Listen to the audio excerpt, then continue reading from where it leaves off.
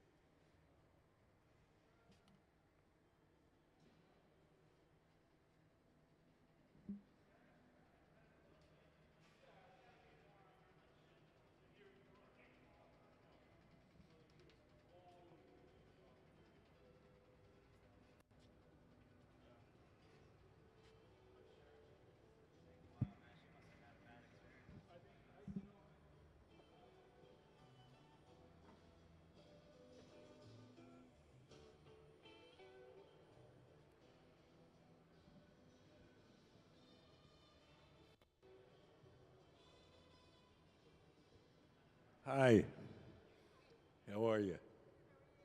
Good. Have you guys been here before? You know? Okay. So today we have a guest artist, Kimberly Thomas, and she's working with our Museum of Glass Hot Shop team to make her sculptures. We have a team of glassblowers that works for the museum. They're super skilled. Uh, they can make just about anything you can think of. And when the artist is not a glass blower themselves, then they come up with designs, and our guys make their designs. So just get you started. I'll give you a quick intro to glass blowing. Everything that we make starts in our glass furnaces. The glass furnaces are the machines where you see the doors closed. Inside each one of those furnaces is a big ceramic tank. In that ceramic tank is 1,000 pounds of melted glass. We keep the melted glass at 2,100 degrees, and at that temperature, the glass has the consistency of honey. So if you can imagine a giant crock pot full of honey, that's what our furnace is like. We want to get the glass out to make stuff. We take one of those steel pipes that they have, those are called blow pipes, and we dip them into the molten glass like you're dipping into a big jar of honey. We dip it in, twirl it around, a little bit of glass sticks to the end of the pipe. The pipe itself is hollow, so when you blow, the ball of glass blows up like a balloon.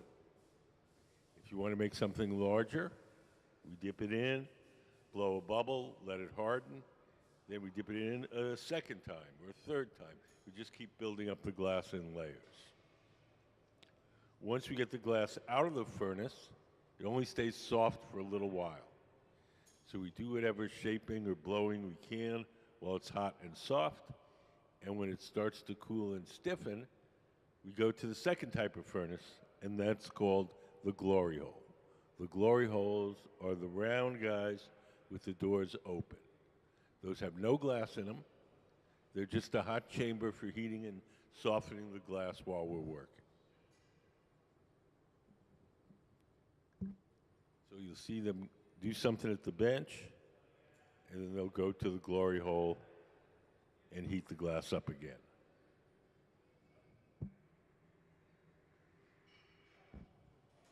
Do you guys have any questions?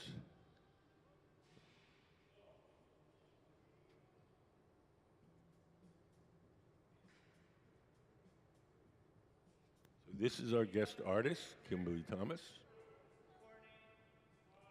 She, her, she is a flame worker. Flame working differs from this kind of furnace glass blowing in that you have a table-mounted torch, and you start with pre-made rods and tubes, and you construct the thing usually on a small scale. They don't start with molten glass, they start with pre-made rods and tubes of glass.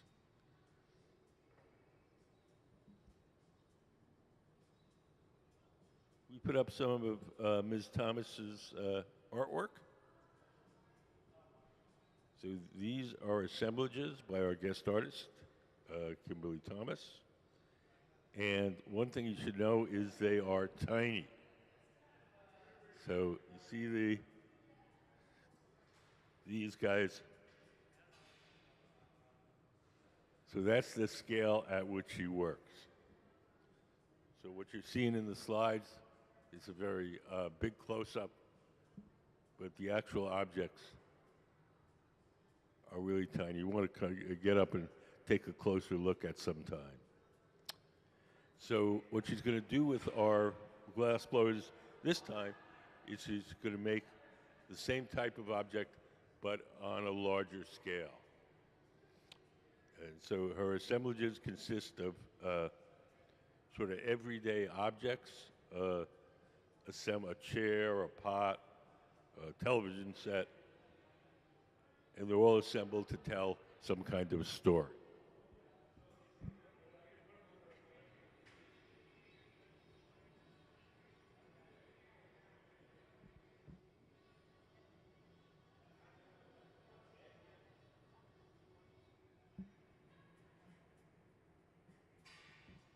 think we're making an iron pot for her, and that's being started over on the bench, on the far left.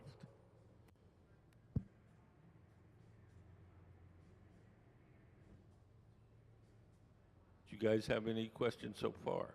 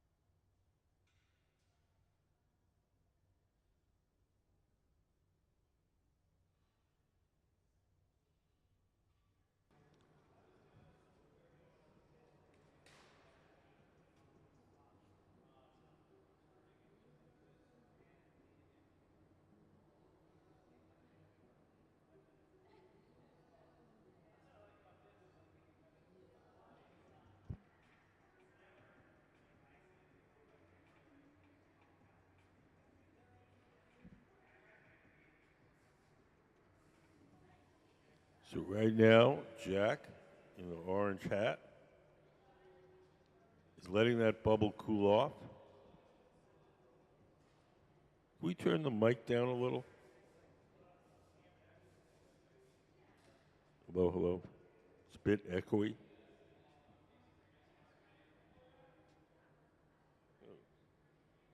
Hello, hello. Little, even a little down. That's better. There.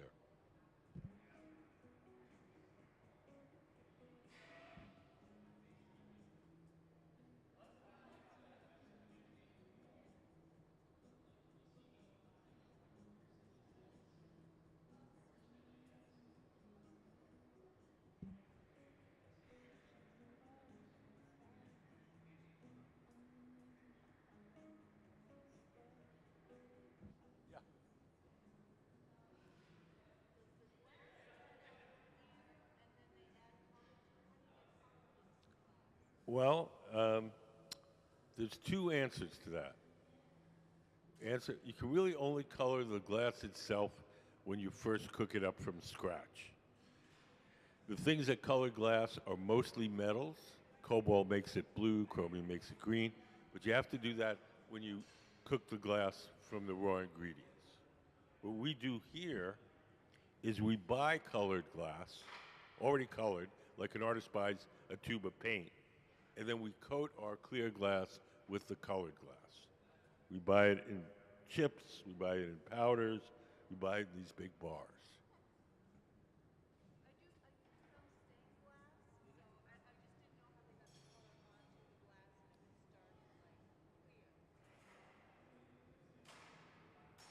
Uh, I have a little video I can show you of how we apply the color usually. Would you like to see that? Sure. Can we play color overlay? Can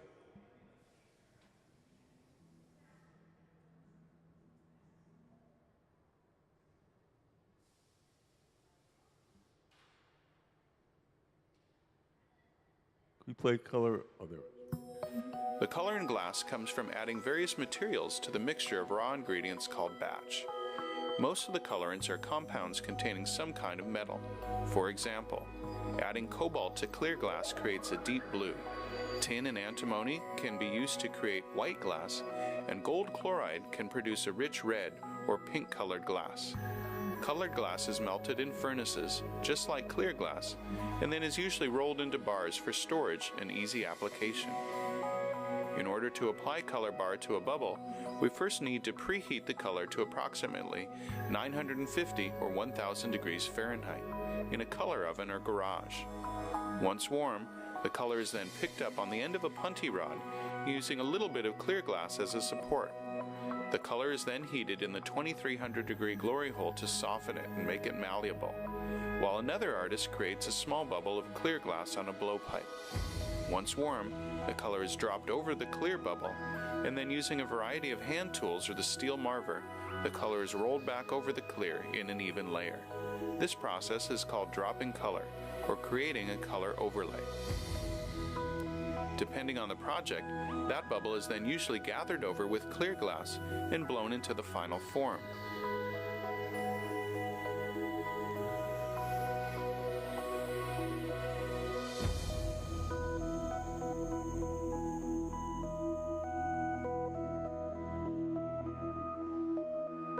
The finished product may appear to be all made from colored glass, but when viewed in cross-section, we can see that there is only a thin layer of color sandwiched between many layers of clear glass.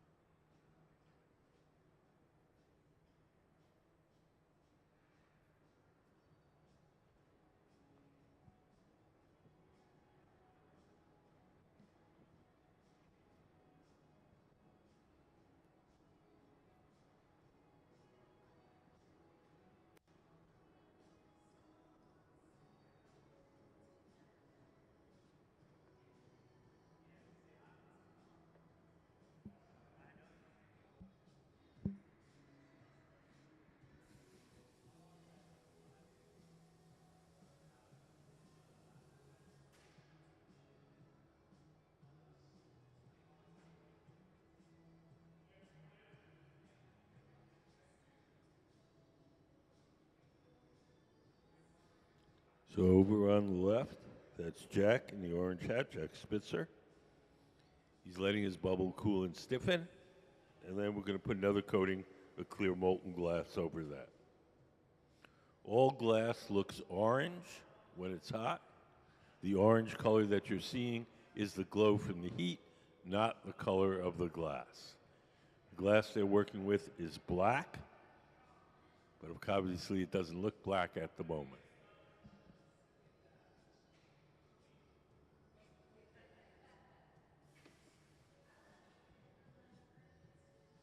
If you think about your own homes, if you have an electric stove, the burners are gray.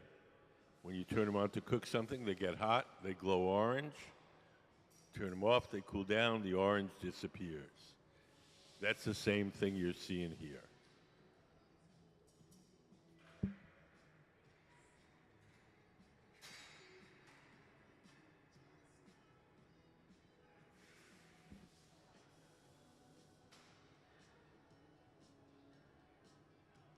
So now Jack's going over to our furnace. Behind that door, there's a big ceramic tank. In that ceramic tank is 1,000 pounds of melted glass. You dip the bubble in there, twirl it around, and now we have a fresh layer of hot, fluid, molten glass.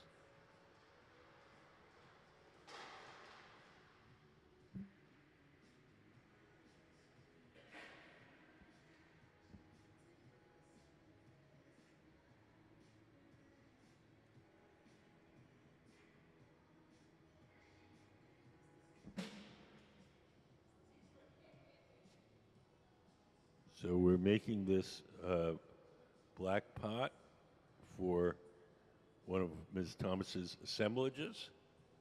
Right now, we've colored the bubble by coating it with black glass, and then we're just gathering enough clear glass so we have enough glass to make the object.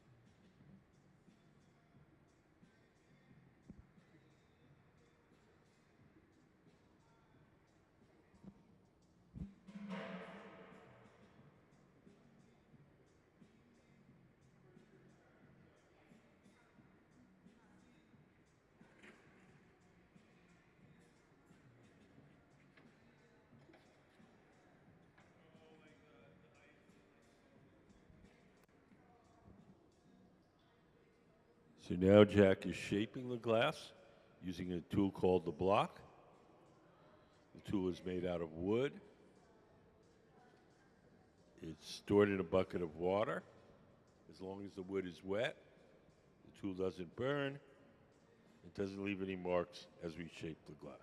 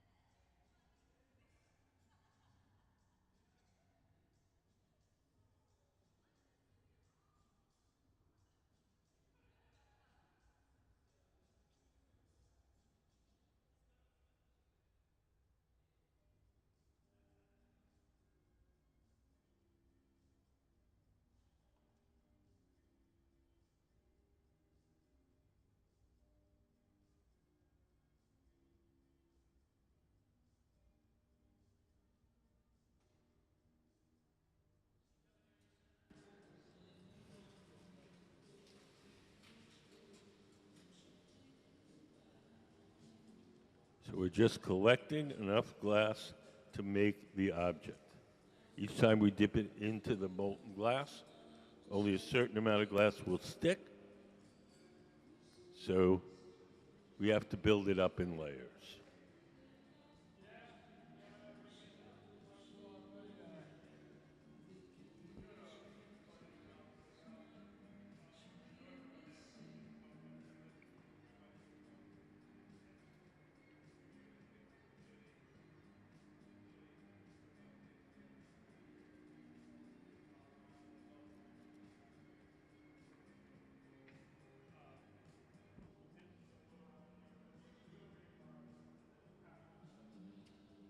You'll notice that one of the glass blowers is seated to the left of the workbench. He's a person that's going to be blowing. He's going to blow through that steel tube, the blowpipe, and inflate the glass while the man sitting at the bench shapes it.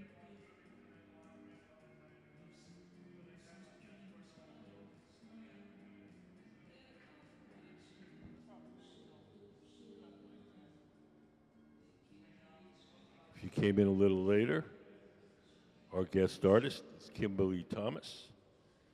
Kimberly's the woman in the purple shirt. And she's working with our resident team of glassblowers to make objects for her assemblages.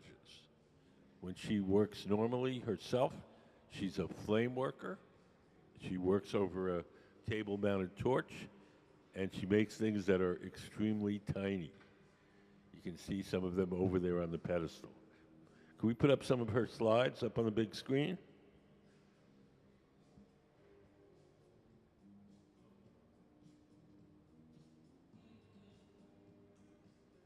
So these assemblages are often a collection of objects that illustrated some imaginary invention, but they're all tiny, tiny, like you see on the pedestal. There's her cloud writing machine.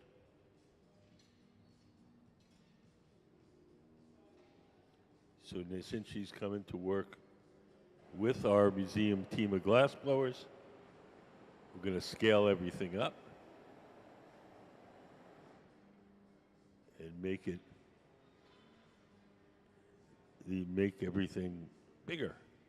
B-I-G-G-E-R.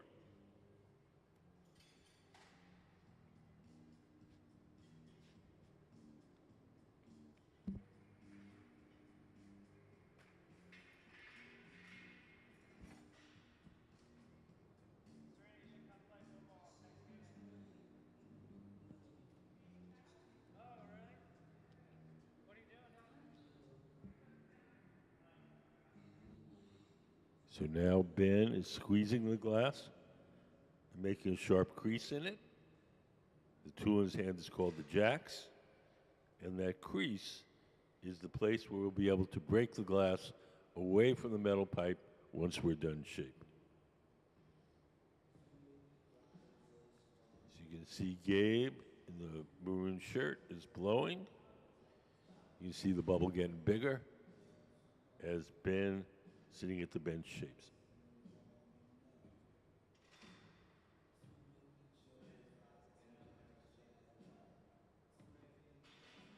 Hi, how are you, sir? Good. Do you have any questions?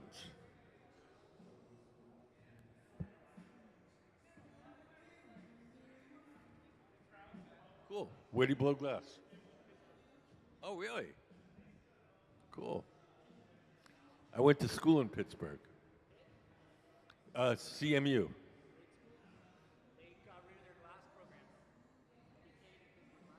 They've gotten rid of it?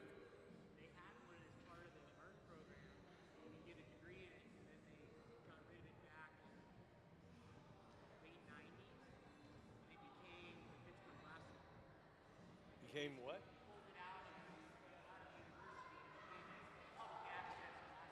Oh, the Pittsburgh Glass Center. Yeah. I actually went to CMU to study computer science. I didn't even know what glass was. I had no idea. I work here.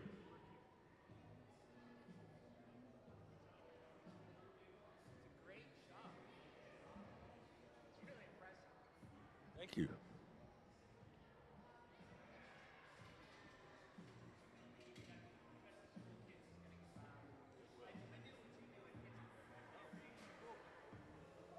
What's your name?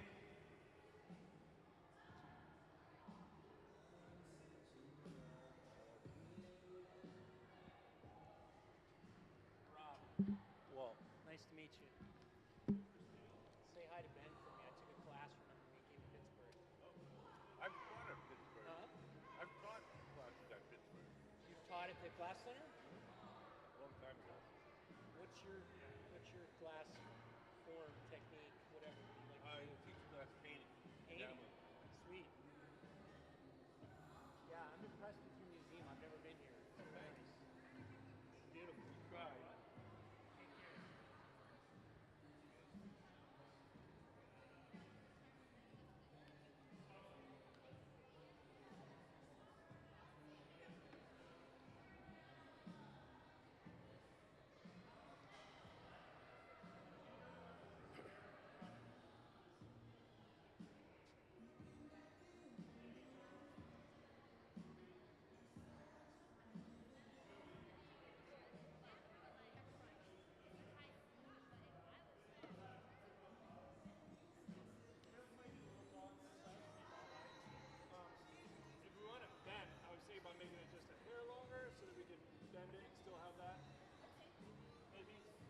we're going to lose a little bit when we fry from the bottom.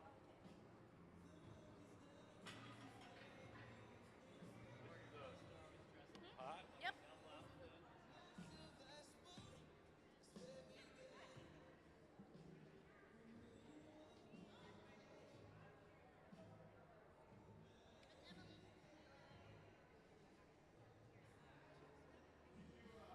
Hi, everybody in the back. So, geez. Where are you from? What school? All right.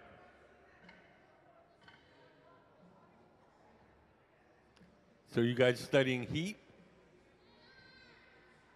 Do you know does anybody know the 3 types of heat transfer? Oh, wow. That's pretty good.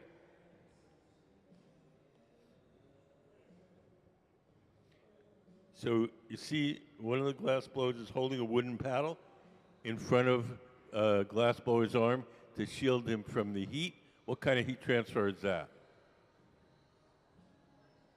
What? No? Radiation, because the heat's just radiating from that big bubble of glass, and it heats the first thing it strikes, and the paddle stops the heat from hitting the glass blower's arm.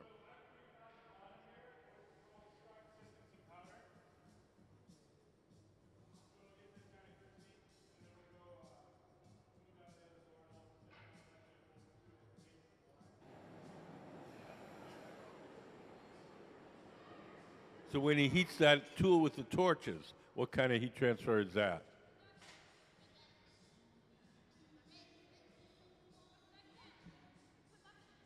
Nope. Convection. Convection, because the heat's being transferred by a hot gas. So convection is when the heat is transferred by a gas or a liquid. Yeah. Why is it blue? Why is it gooey? When you get the glass really hot, it gets soft, and when it's soft, it gets gooey.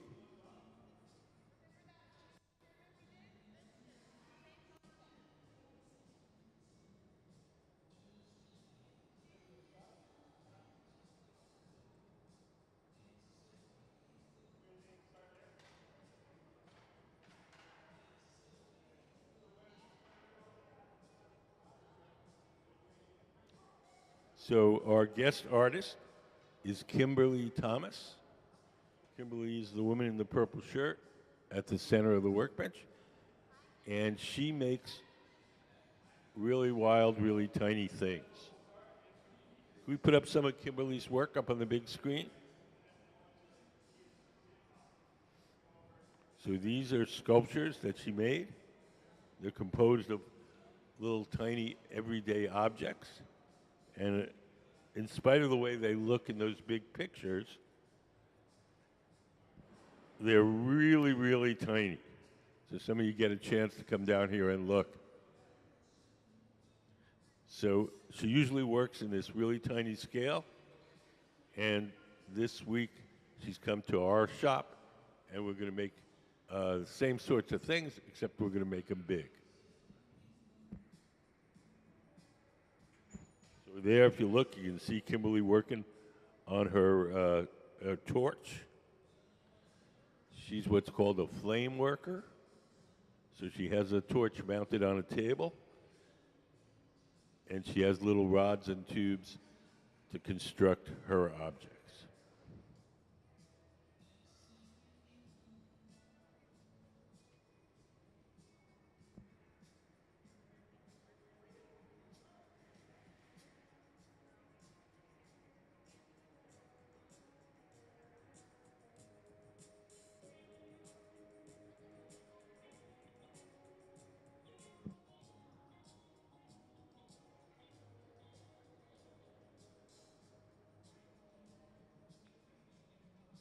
Do you guys have any questions? Yes. How do we get it into shape? Well, we blow it up like a balloon, and then we have a variety of tools. We can flatten it with paddles. We can cut it with scissors. We can grab it with shears and stretch it until it looks like what we want it to look like.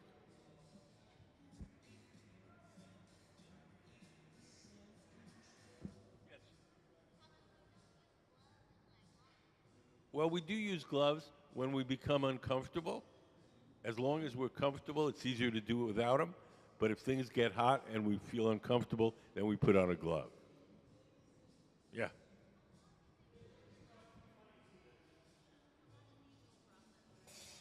It depends what you're making. If you're making a Christmas ornament, that takes about 3 minutes. If you're making a fancy wine glass, that probably takes 20 minutes. If you're making a real complicated sculpture, it could take all day.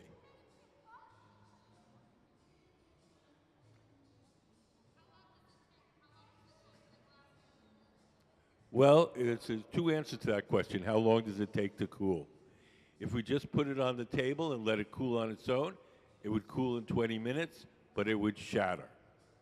If we want to keep it, we put it in one of these big black ovens and we cool it very slowly overnight. Yes?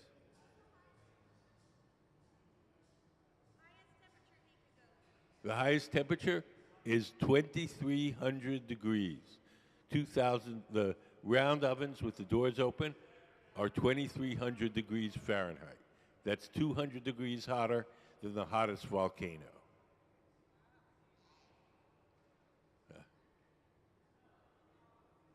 Yes?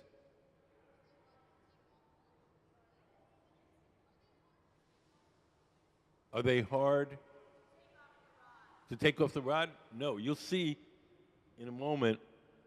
We'll take some tweezers, dip them in water.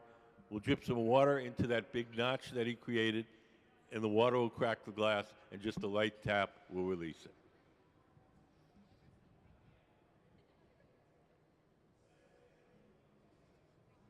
Oh, thanks for you coming in. Yeah.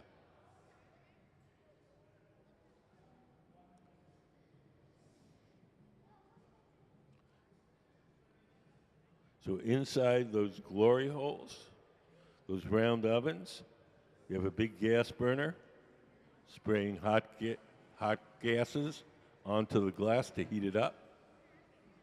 That's convection.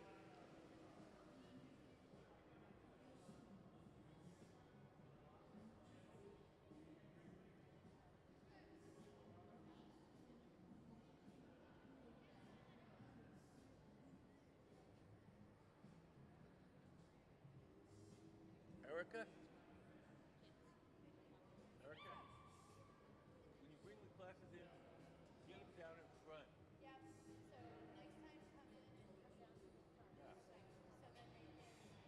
So I can hear their questions and stuff. So it's easier to interact. Yeah, no problem. I'm just saying it's easier.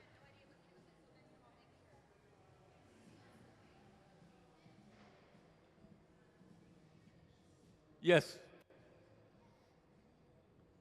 What are you pointing at? Did you have a question?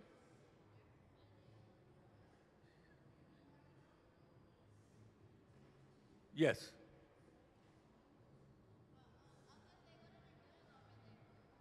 Well, they're making this big pot for one of Miss Thomas's sculptures.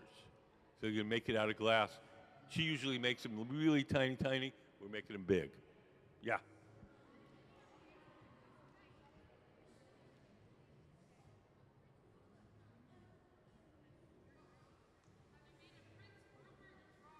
Yeah, we've made Prince Rupert drops. Prince Rupert drops are when you drop molten glass into water. It cools very quickly, and it gets very hard. It's hard to break, but if you snap the little tail of the drop, the thing explodes. Would you guys consider moving down to the front? It would make life so much easier.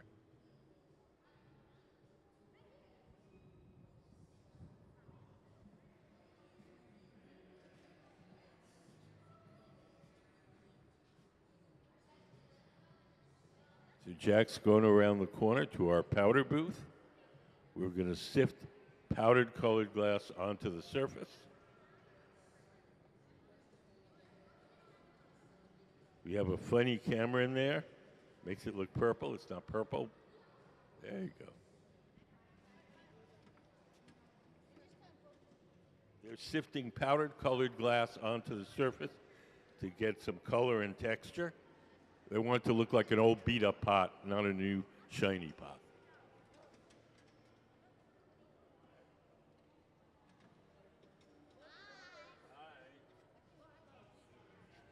Those are little tiny things that she makes. See, like a little tiny chair.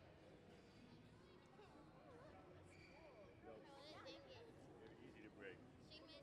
Yeah. The lady. What?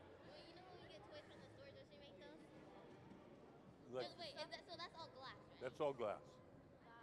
That's cool. But how does she do it? She has a little torch, and she got rods, of skinny little rods of glass, and she melts them over the torch, and then she makes whatever she wants to make.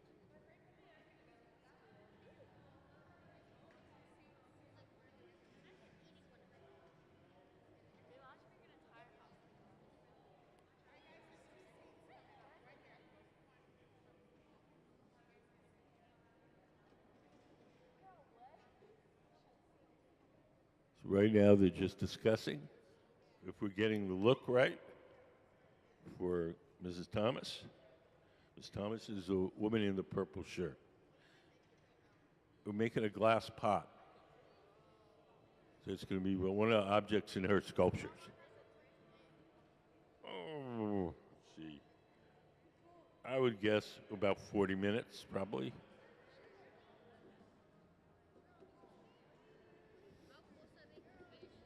About 20 minutes, I would say.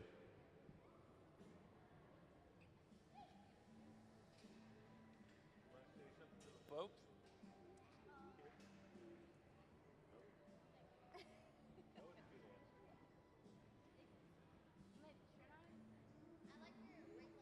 Thank you. So this is the artist. She's here for 5 days as our guest, and we're going to make all sorts of stuff that she designs.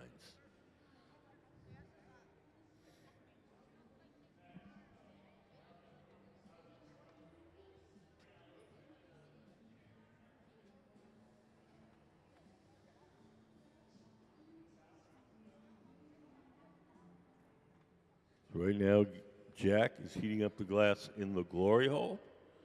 The glory hole is that round oven with the doors open. There's no glass in that oven. It's just for heating and softening the glass while we're working.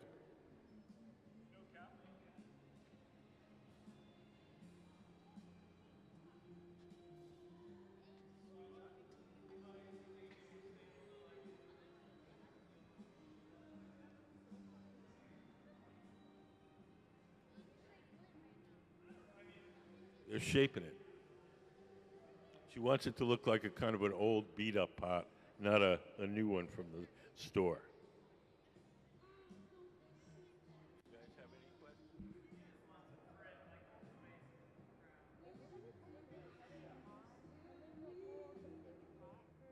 It's not as hot. It's not as hot as you would think. If those rods get hot, do you know what kind of heat transfer that is? What? Conduction. There. When it goes through a solid thing, it gets hot. That's conduction. Yes. How hot is the oven? 2,300 degrees. That's 200 degrees hotter than the hottest volcano.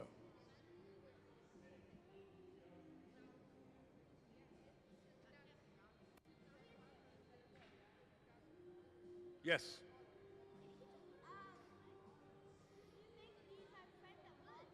Did we make you and your friend a mug? No. We're busy. We're busy with Ms. Thomas. Yeah. You guys made everything that's in the store part of it? No, we made, no, the store sells stuff from all over, but there's a section that's just stuff that we made. This? Somebody here made it. Not me, but someone. No, it's plastic. It is classic. These guys are really good glass blowers. What ball?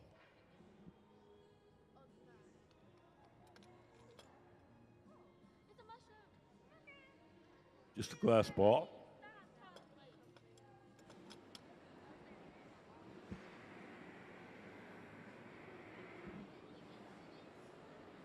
Yes. How do we change the glass different colors? The colors in glass come from metals dissolved in the glass when you first cook it up. So if you take the raw ingredients of glass and you cook it up with cobalt, you get blue glass. Cook it up with chromium, you get green glass. If you cook it up with a little bit of gold, you get a beautiful ruby red. Has there been any incidents? What kind of incidents? We get little burns sometimes, but not big bad things.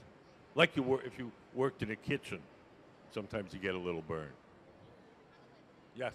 So do you guys just paint it with regular paint, or do you guys like paint it? Well, we can paint it when we paint it with a glass paint. The glass paint is actually made out of crushed clear glass and metal oxide pigments.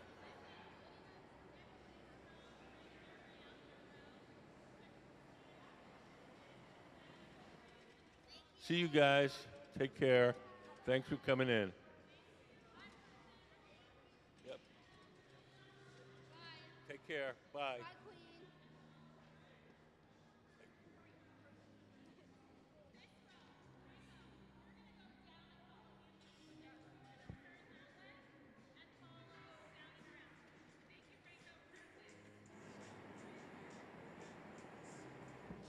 The next thing we're going to do is transfer the pot from the rod it's on now to a second steel rod called the punty.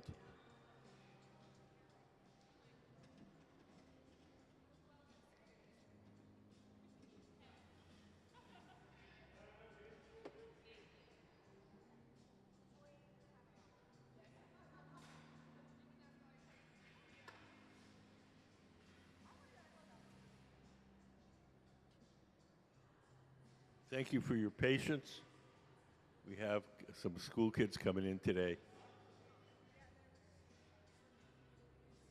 They were good. They were polite.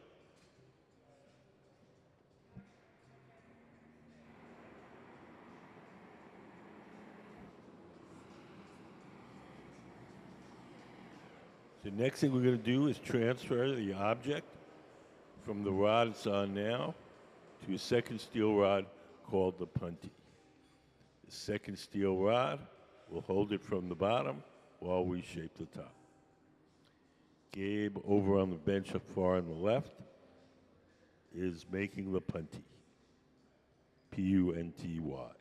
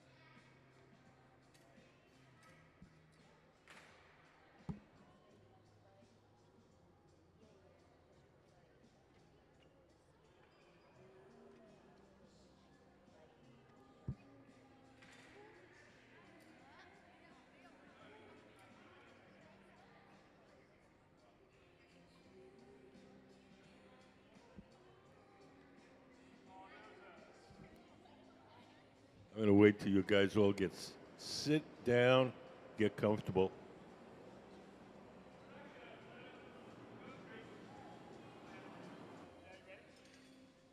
So now we're going to drip a little water where we want the glass to break.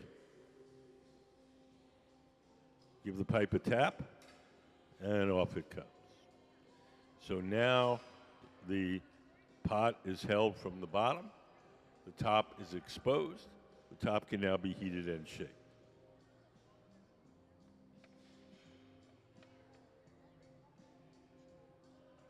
Hi, how are you guys? You're all from Stewart? Is Stewart a big school? Is it a big one? Is it a big one? It must be, because we had a whole bunch of Stewart kids in here just now. Yes. Do I remember you? No, I'm sorry, I don't. What? You're suggesting we play songs? Sorry, I don't remember. We get a lot of kids in. So what? Where am I at? Here. I'm not sure what you're saying. There you go. So Gabe is heating up the glass in the glory hole. That's Gabe in the maroon shirt. When we put it in there, the heat makes the glass soft, and when it's soft, we can shape it. The glory hole runs on natural gas and forced air, and we keep it at about 2,300 degrees Fahrenheit. 2,300 degrees is as hot as the hottest volcano.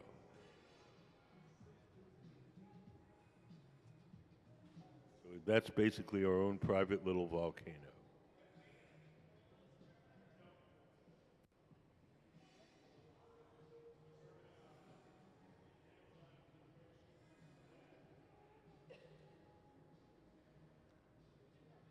So now Ben is going to open that top a little bit.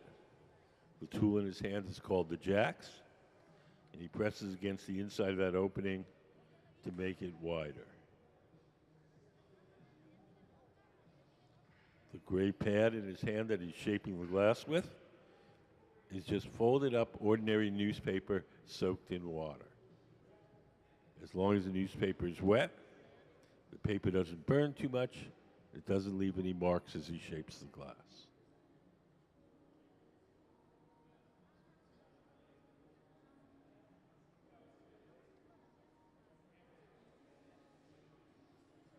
Do you guys have any questions? Do you have a piece of glass? No. Now, if I had one for everybody, I would give you one, but it wouldn't be fair. Oh, did you? Well, there's just too many of you. I don't have a glass for everybody. What? Do I know Mackenzie? Yeah. Yeah, probably. Matthew?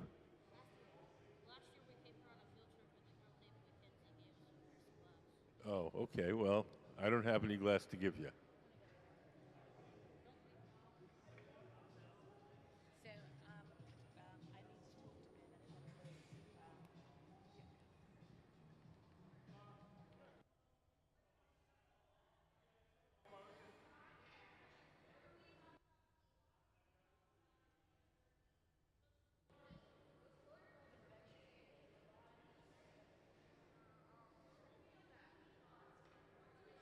So we're making a big pot. We want it to look like a kind of an old crusty pot. So we've sifted powdered colored glass onto the surface and kind of half melted it in. So that gives us a kind of a rough texture.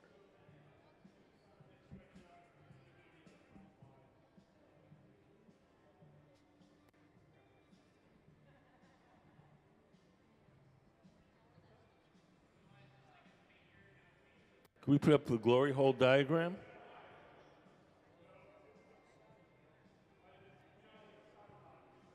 So that oven that he's heating up the glass in is called the glory hole. It's a big brick barrel with a gas burner in the side. And we spray fire onto the glass to make it hot and soft. Does anybody know what kind of heat transfer that is? When you heat up something with hot gas, like he's doing right now, that's convection. When you transfer the heat with hot gas or hot liquids, that's convection. When you transfer it through a solid object, that's conduction. And when you transfer it through the air, that's radiation.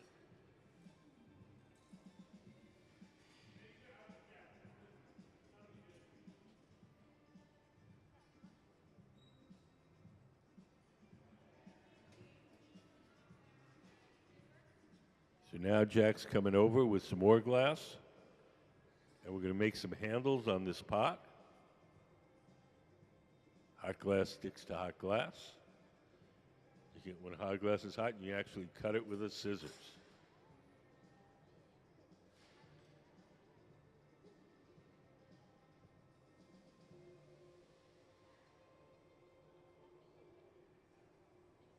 So we're making, yes.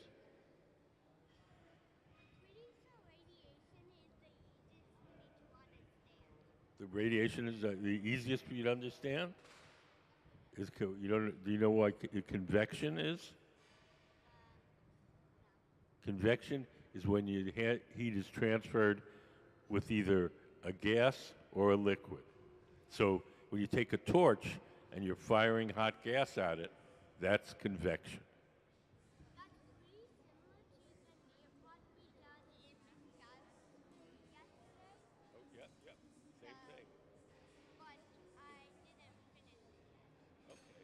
Now you understand convection.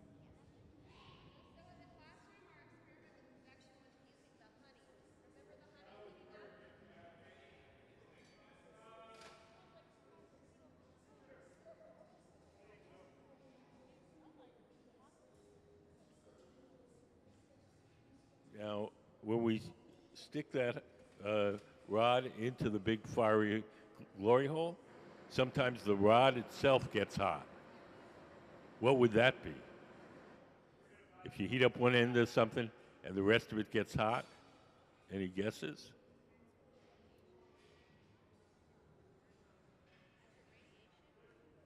No, because it's transferring through something solid. No, convection is liquids, gas and air. Conduction. So something, if you put a frying pan on the stove and the handle gets hot, that's transferring through the pan. Pan is solid. That's conduction.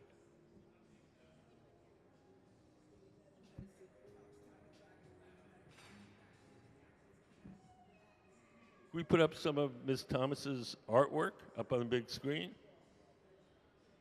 So we're working for our guest artist, Kimberly Thomas, in the purple shirt. And these are some of her sculptures. And even though they look big on the screen, when she makes them, they're really, really tiny like that.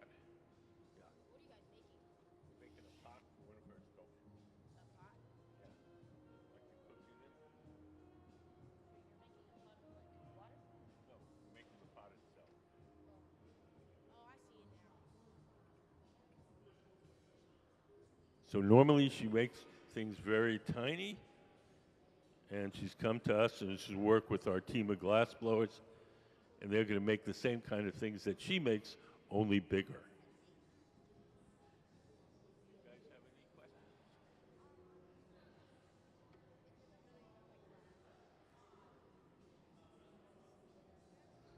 Yes, sir.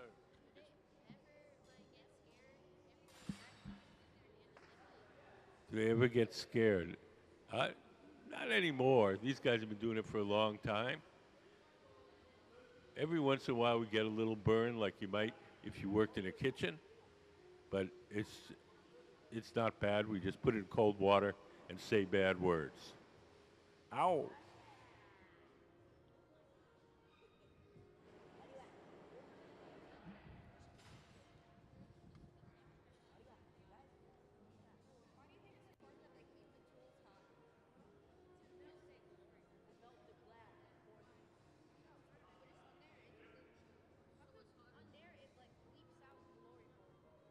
Oh, because it's a bad word sometimes. That's what the computer thinks it's a bad word. We think it's a good word. can't trust computers.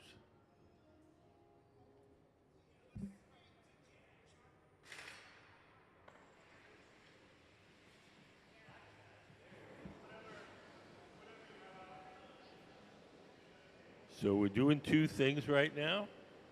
Ben, tall guy standing up, he's got a torch and he's softening the parts of the glass that he wants to shape. Jack in the orange hat is heating up the connection between the metal rod and the glass itself. That connection is fragile. If we don't keep it hot enough, it'll crack and the whole thing will fall on the floor. So every once in a while, they'll take one of those big torches, spray hot gas on it, and it'll stay stuck on.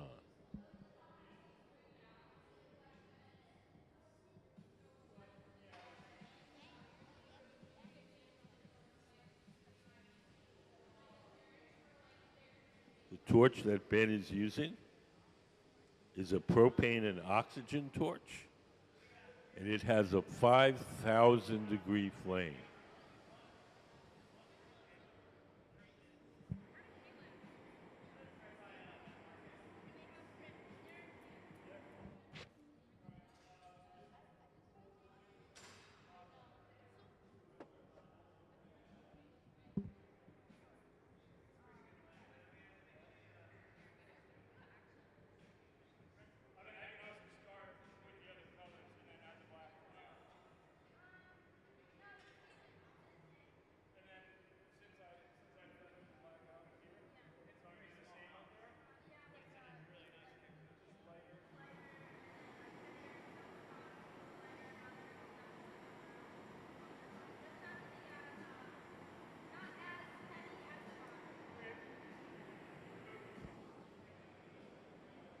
So Jack in the orange hat is heating up the sculpture with the torch. He's blowing hot gases on it. That's convection. The heat is being transferred by a gas. Do you guys have any questions?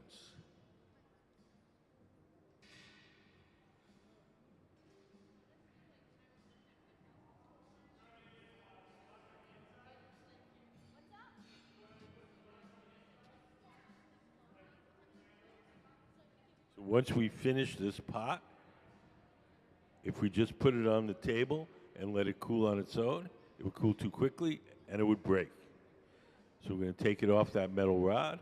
We're going to place it in a special oven where it'll be cooled very slowly overnight.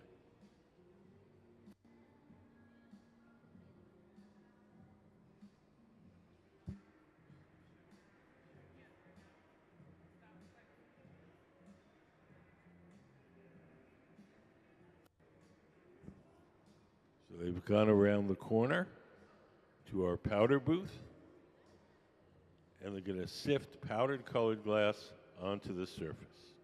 So we want to make a kind of a rough texture. The powdered glass sticks to the surface, and we don't heat it up too much, it'll stay rough.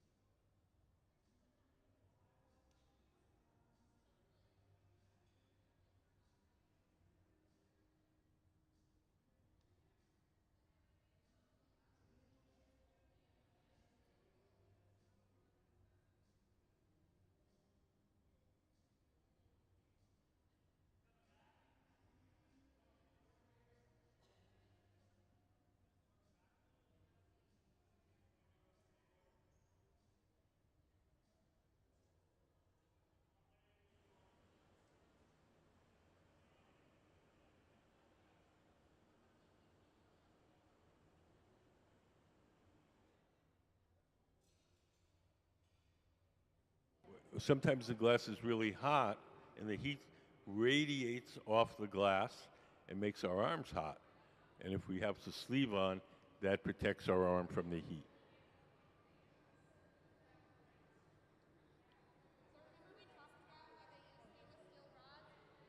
What?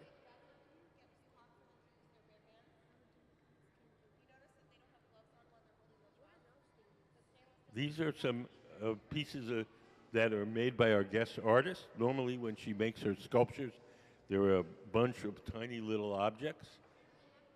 No. Yes.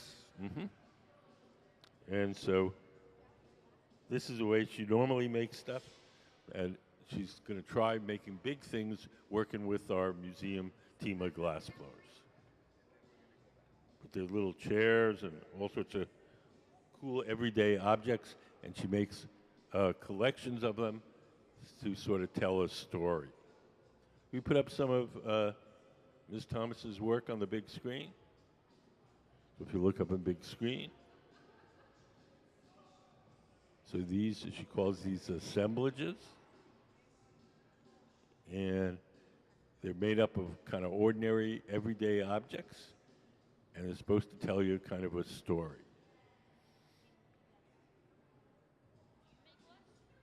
Yes.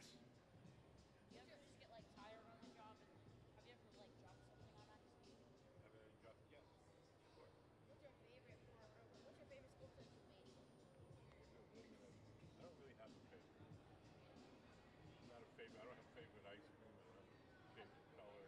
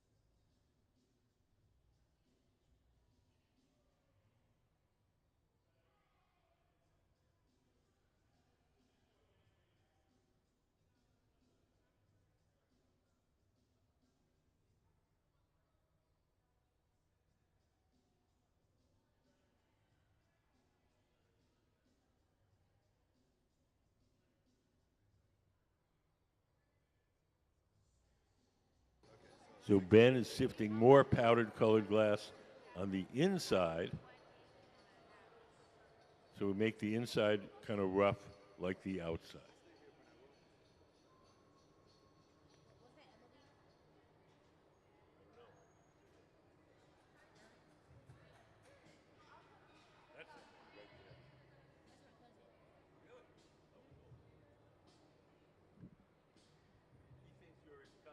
Oh, that is my little cousin. What's up, Ray? How you doing? Good. Good. You came back. You were here last year, weren't you?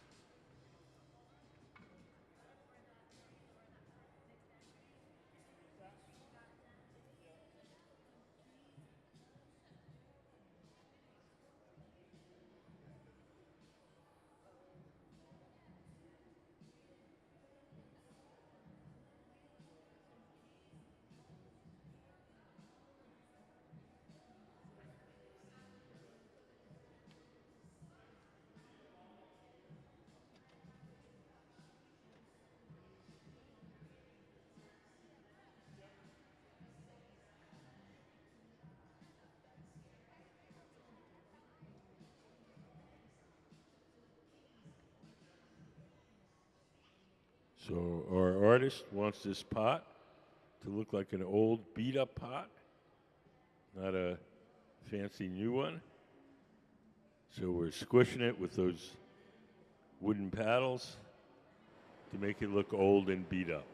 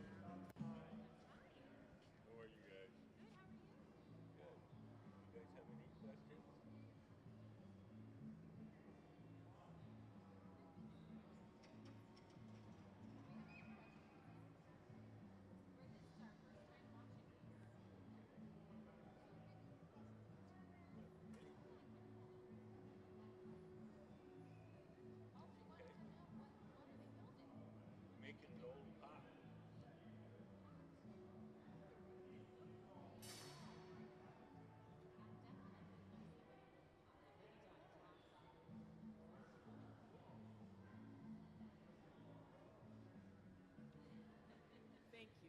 Yep.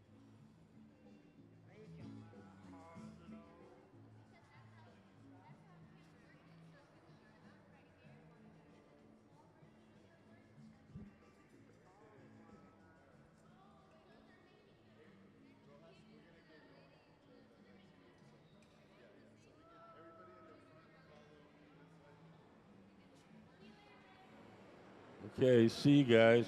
Take care. Thanks for coming in.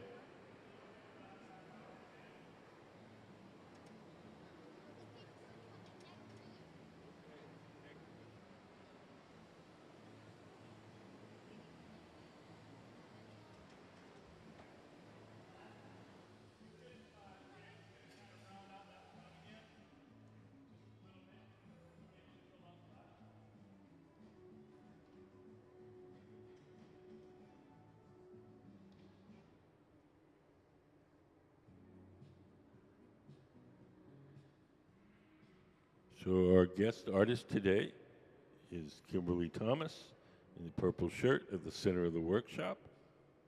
And she's working with our resident team of glassblowers to make some kind of everyday objects.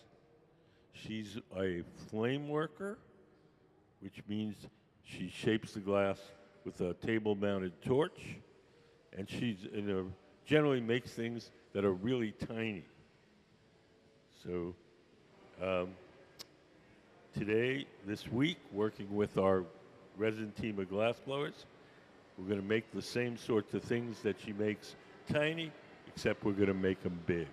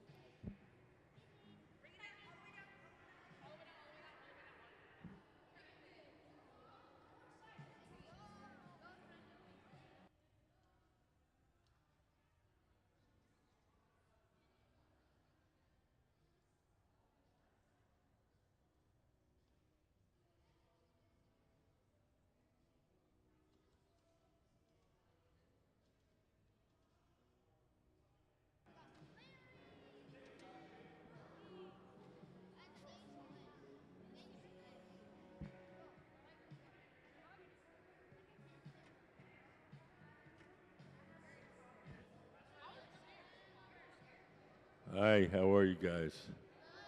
Good. Have you guys? You guys been here before? Yes. Okay.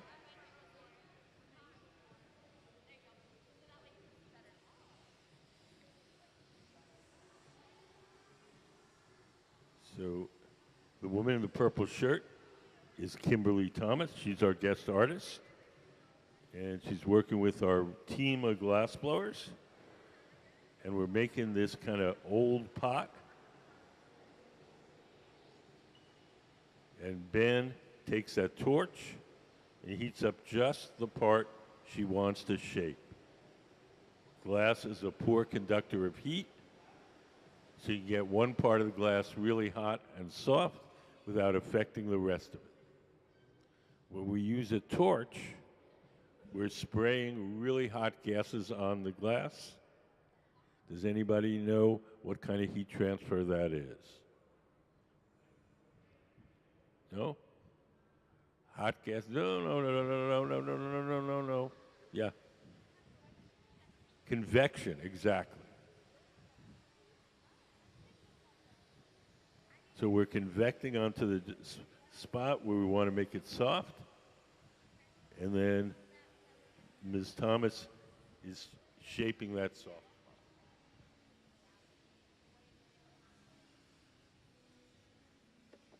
Anybody got any questions?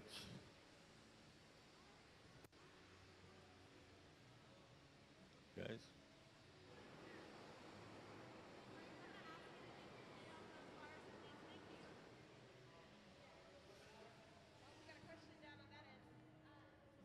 Yes.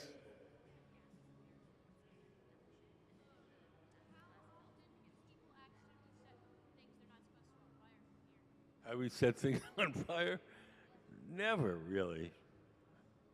Not much to get. Things are glass and steel and stuff, so there's not much that can go on fire. Not that I know of. There's a no. These guys are pretty careful. Yeah. We do wear safety. Everybody's wearing glasses to protect their eyes, and well, they'll put on gloves sometimes. You watch them. If we get hot, it's too hot where we're working, we put a glove on that protects our hand.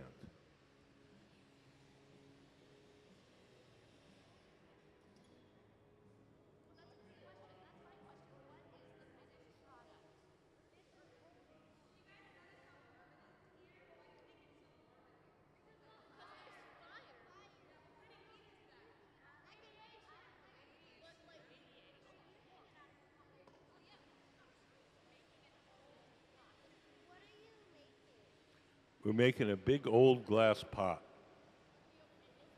like an old beat up pot. Well, it's made out of glass. It's not a metal pot like a real pot. It's made out of glass.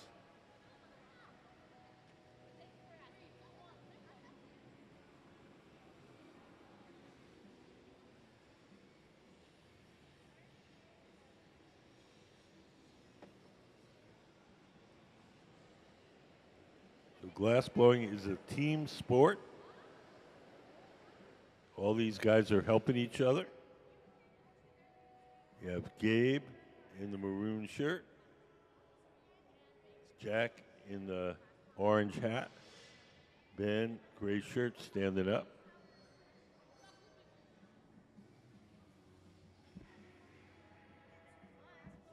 And of course, in the purple shirt, our guest artist, Kimberly Thomas.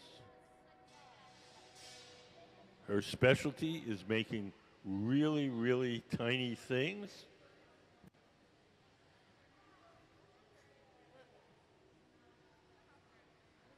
Nope.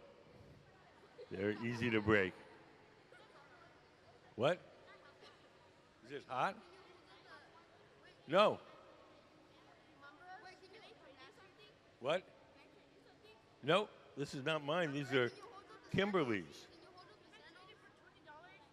The which one? The sandals. Oh my God. Look at those things. Oh, they're not mine. They belong to Kimberly. Nope, they're not mine. I can't sell them.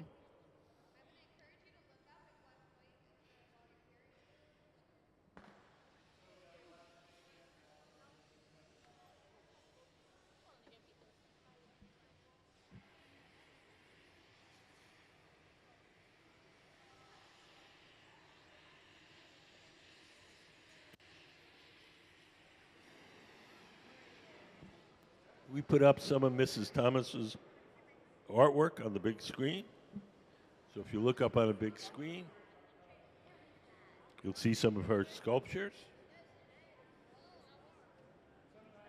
And those sculptures on the big screen, in real life, they're really, really tiny, like these things here. And she's come to us, and she's working with our team, and we're going to make the same kinds of things, only we're going to make them bigger.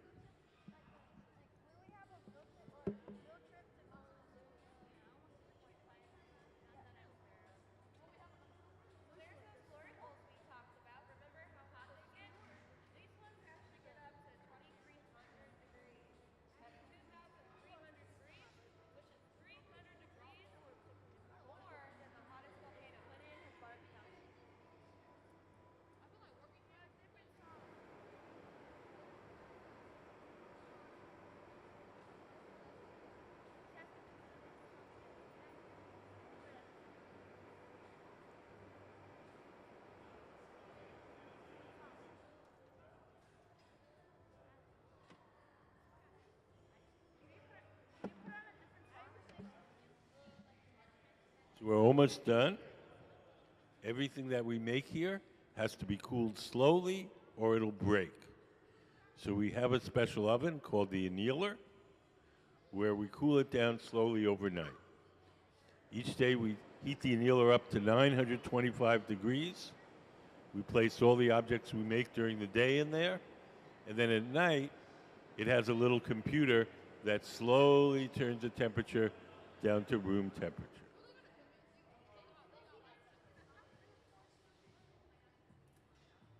So we want to cool this thing down slowly. We're done shaping it. We're going to take it off the metal rod and place it in the annealer, the big black oven.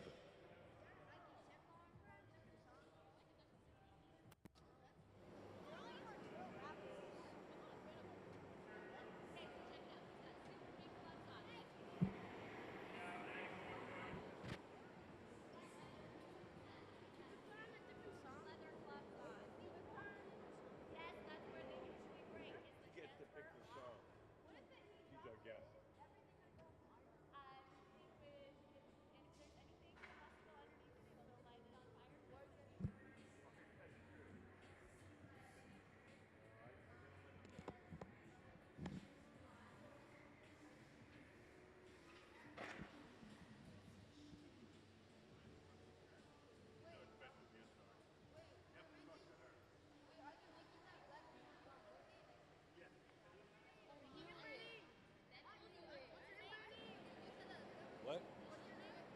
Kimberly.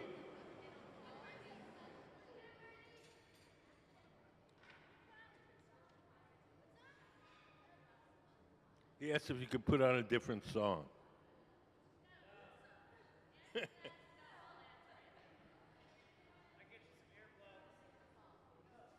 So we're going to get this off the metal rod. We're going to drip water onto the joint between the metal rod and the sculpture itself. A little tap. Off it comes. We'll take it to our annealing oven where it will be cooled slowly overnight. So let's have a hand for the Museum of Glass Hot Shop team and Kimberly Thomas, our guest artist.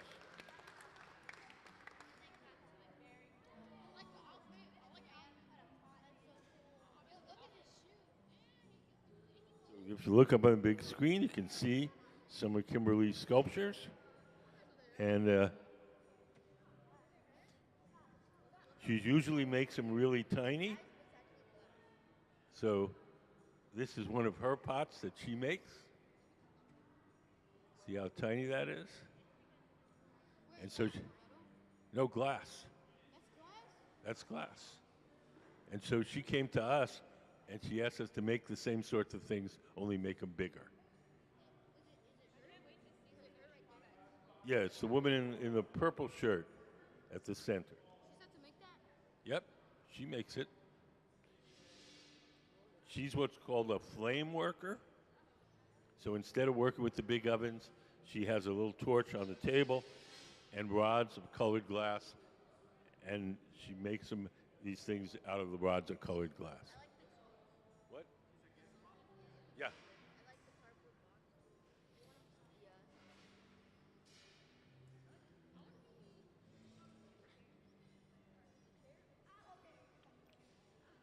So these bags here you see are full of powdered colored glasses.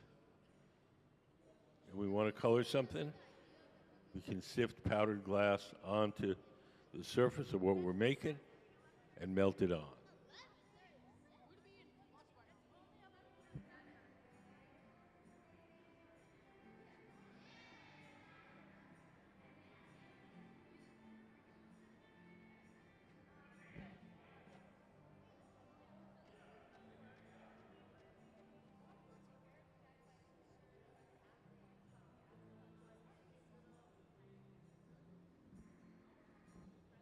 You guys have any questions? They're going to have to get set up to make the next sculpture. So a few minutes we're here, won't be much action.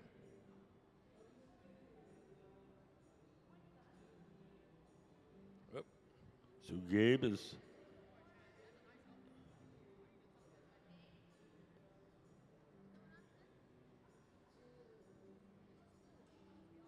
He's gotten some glass out of the furnace.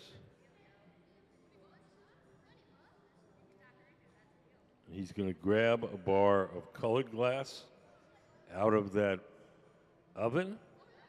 That oven is called the garage. We call it the garage because that's where we park stuff until we're ready to use it. It keeps stuff hot while we're working.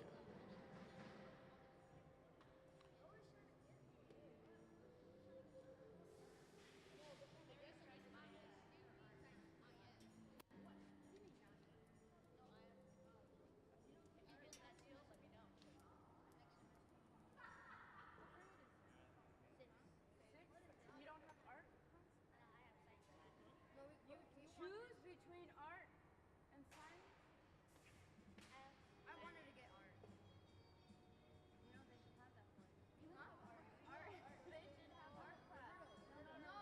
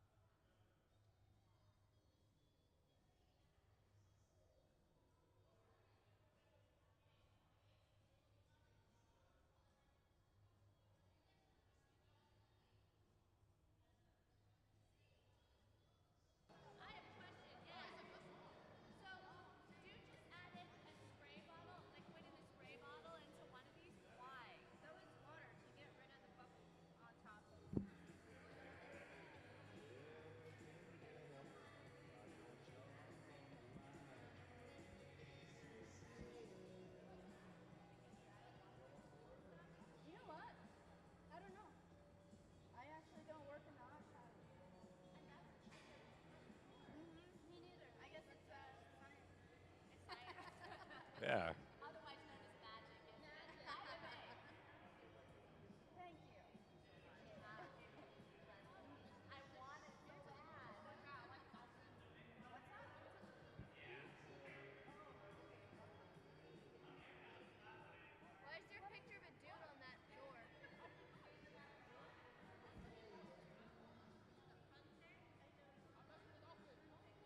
So if you watch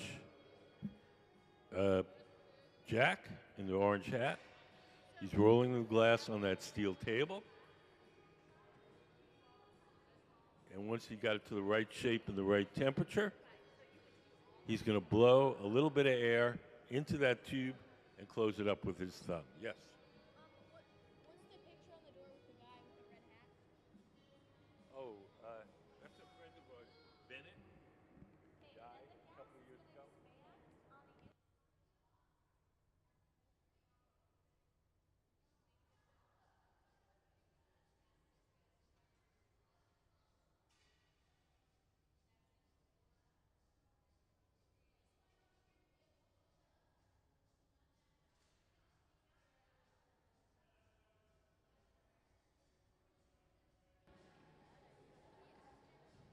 So Jack has blown a bubble of clear glass. He's going to let that cool off and get stiff. Gabe, over on the far left, is heating up some colored glass. And we're going to coat Jack's bubble with the colored glass. We buy the colored glass in the form of these bars. We buy it like an artist buys paint, red, yellow, blue, pink. What? No, it's sharp. See if there's one that's not sharp. That's glass, right? Yes. Let's find the one that's not sharp.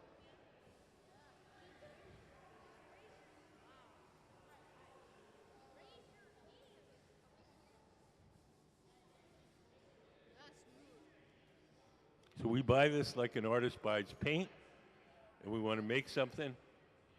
We blow a bubble of clear glass, and then we melt on the color that we want it to be, red, yellow, blue. Yes.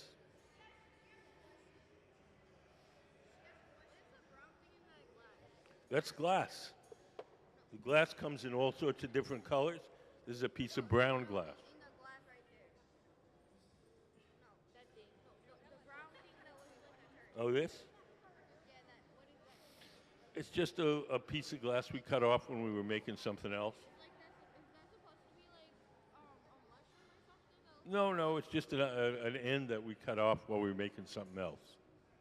I think we just have it here because somebody wanted to look at the color while it was cool. Nope.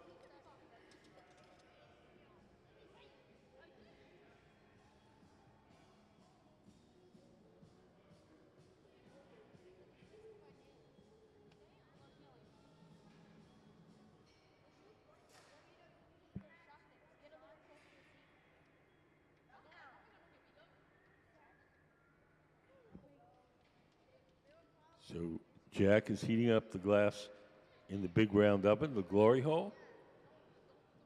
Can we put up the glory hole diagram? So the glory hole is just a big brick barrel with a gas burner in the side. We spray hot gases onto the glass, and that heats it up. When you transfer heat with hot gases, does anybody know what kind of heat transfer that is? Hot gas. No guesses? No, radiation is when you have invisible rays coming out when you transfer heat with a gas or a liquid, then no. Convection. Conduction is when it goes through something solid, like when we put the pipes in the fire, and if the pipes get hot, the heat's going through the pipe, that's solid, that's conduction.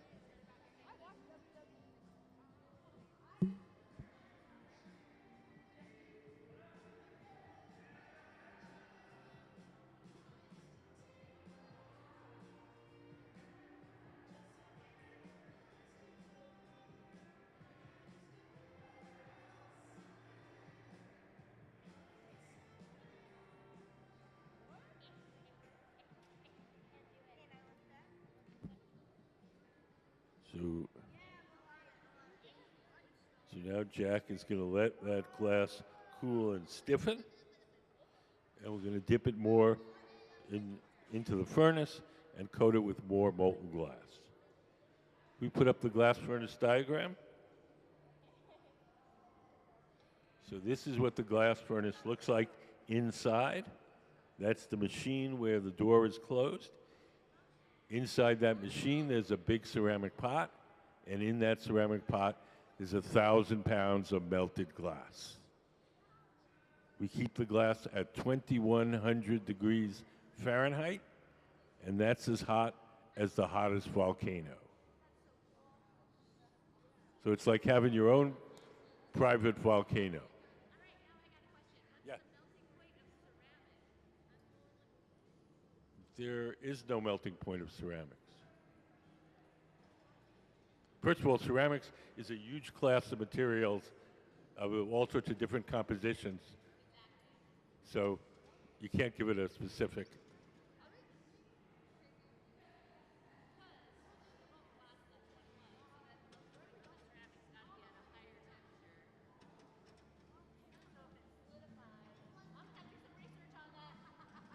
You do. Oh, you're welcome. You're welcome. Thanks for coming in, guys.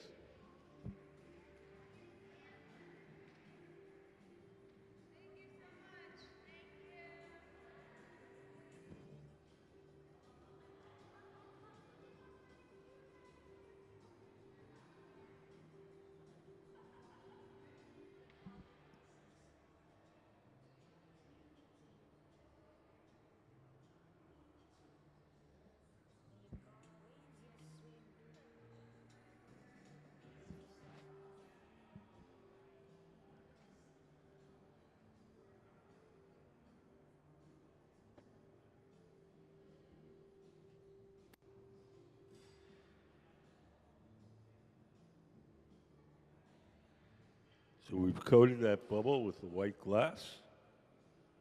And now we're going to start to add clear glass.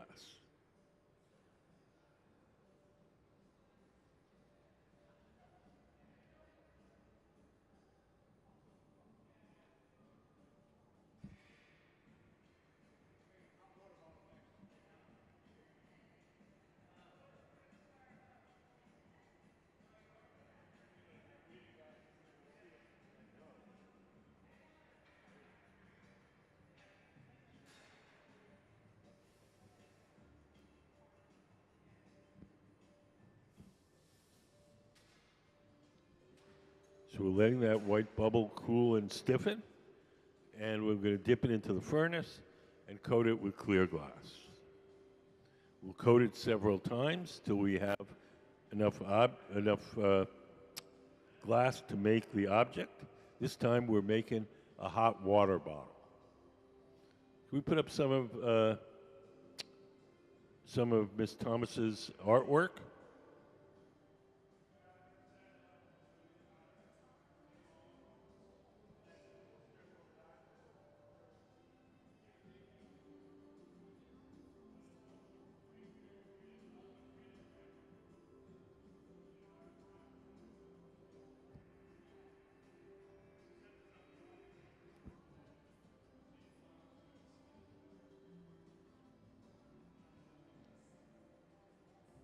So Jack just dipped that bubble into our big pot of molten glass.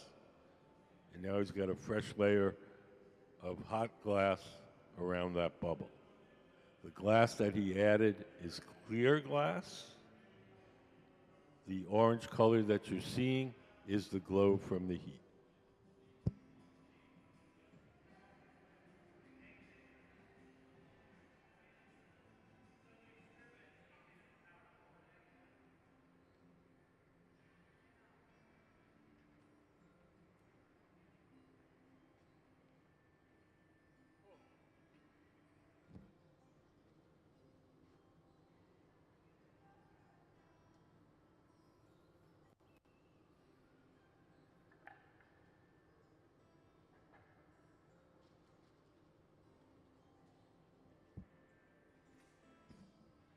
Jack is shaping the glass using a tool called the block.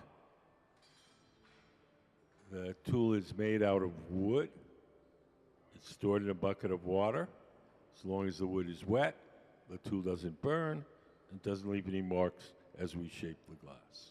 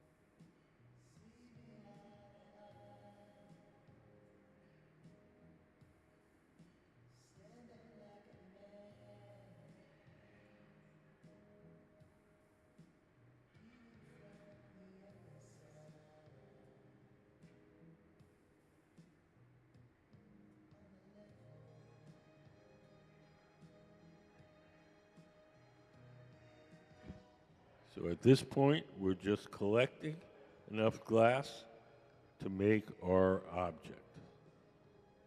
So once we have all the glass, then we'll start to actually shape it to the object we want to make. So right now, we just want to make it nice and even. We'll dip it into the furnace a couple of times to get enough glass. And once we have all the glass we need, then we'll make the actual shape.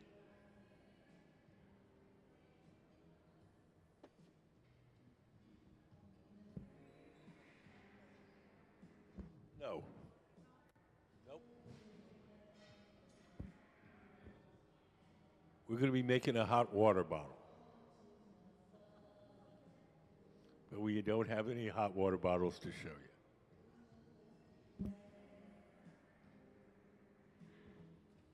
So our guest artist, Kimberly Thomas, she makes these assemblages of all these ordinary objects and puts them together to make tell us sort of a story. Can we put up some of Kimberly's artwork up on the big screen? And when she makes them normally, she makes them really, really tiny.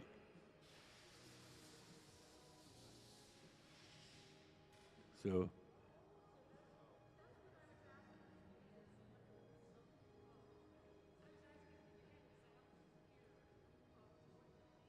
no.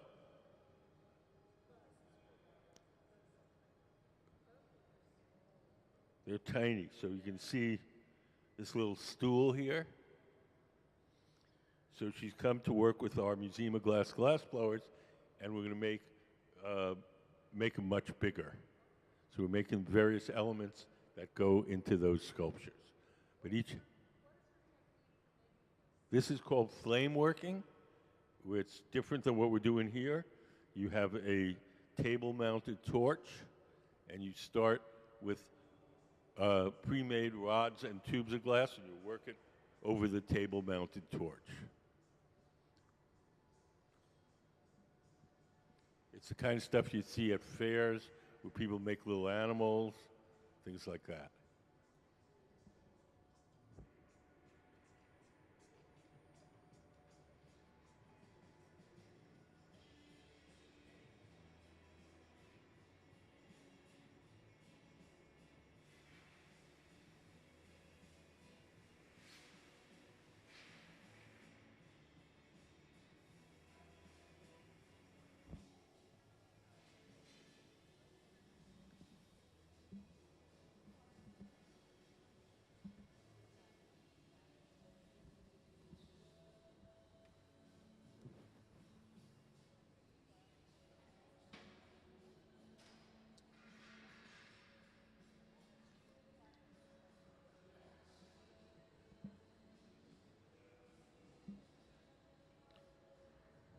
So now Jack is dipping his bubble into the big furnace and coating it with another layer of molten glass. All the glass in the furnace is clear glass. It has no color.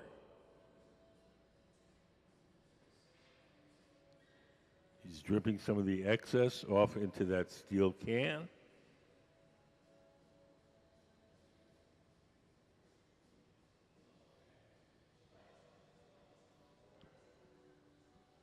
So we're going to repeat that process several times until we have all the glass we need to make our hot water bottle.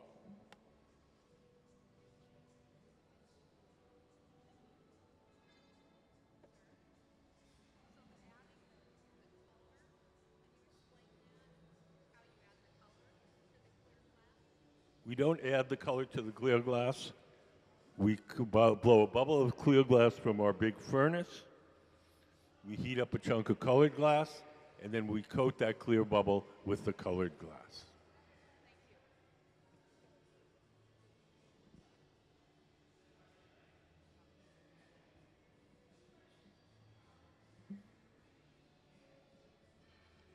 Can we play color overlay?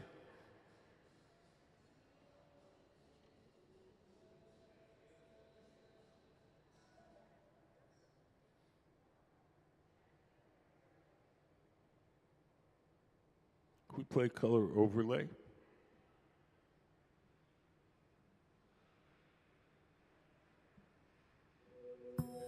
The color in glass comes from adding various materials to the mixture of raw ingredients called batch. Most of the colorants are compounds containing some kind of metal. For example, adding cobalt to clear glass creates a deep blue. Tin and antimony can be used to create white glass, and gold chloride can produce a rich red or pink colored glass. Colored glass is melted in furnaces, just like clear glass, and then is usually rolled into bars for storage and easy application. In order to apply color bar to a bubble, we first need to preheat the color to approximately 950 or 1000 degrees Fahrenheit in a color oven or garage. Once warm, the color is then picked up on the end of a punty rod using a little bit of clear glass as a support. The color is then heated in the 2300 degree glory hole to soften it and make it malleable, while another artist creates a small bubble of clear glass on a blowpipe. Once warm, the color is dropped over the clear bubble, and then using a variety of hand tools or the steel marver, the color is rolled back over the clear in an even layer. This process is called dropping color, or creating a color overlay. Depending on the project, that bubble is then usually gathered over with clear glass and blown into the final form.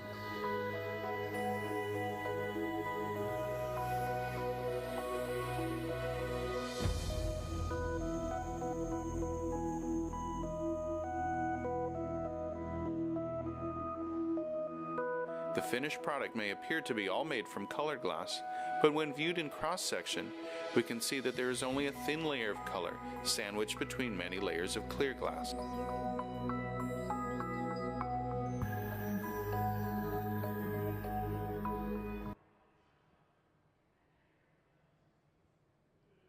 So that's how we color most of our objects.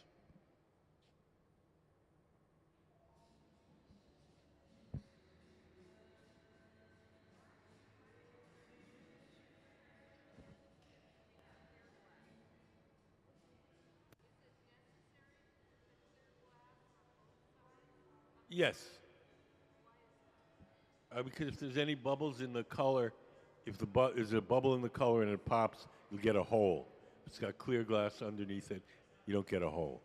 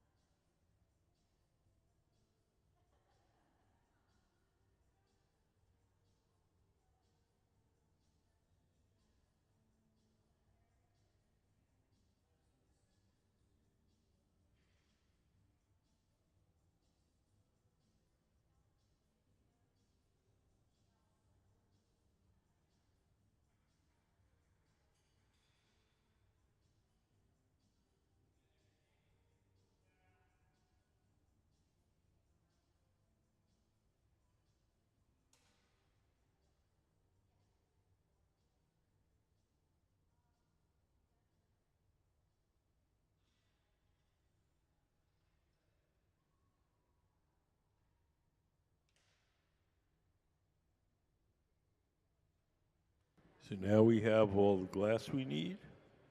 We've applied all the different colors.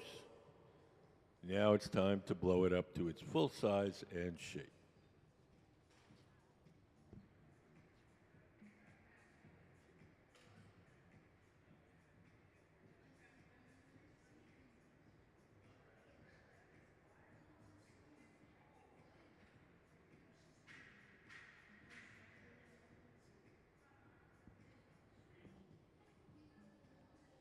Ms. Thomas, our guest artist, has been working glass since 2009.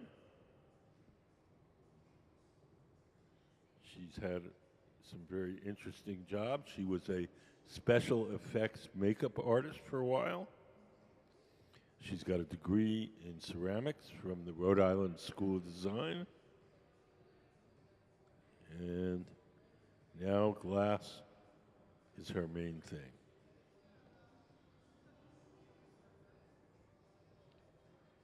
She works with a method called flame work, which is working on a table-mounted torch with pre-made rods and tubes of glass. And she's come as a visiting artist here to the museum, where our furnace glass blowers will make the same sorts of things that she makes, except much bigger.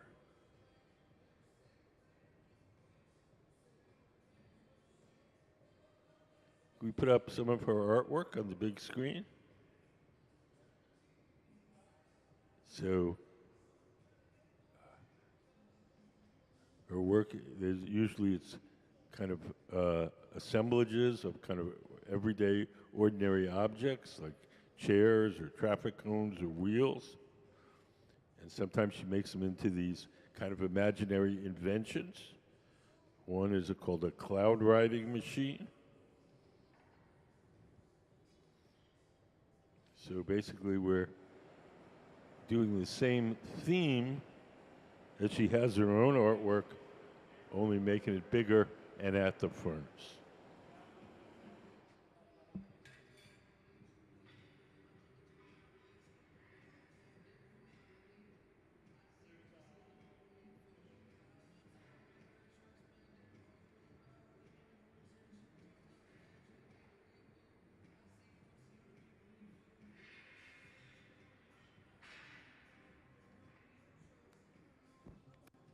In the center, Ben is shaping the glass using a pad of wet newspaper. Just ordinary newspaper folded up a bunch of times and soaked in water.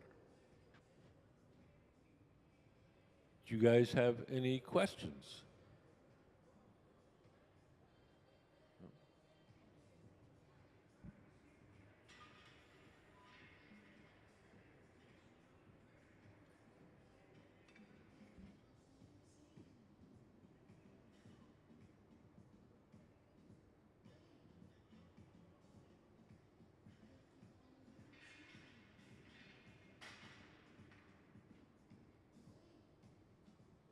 Ben, sitting at the workbench, is squeezing the glass using a tool called the jacks and making a narrow part of the bubble. He's making a little notch in the bubble so we have a place where we can break it away from the metal pipe.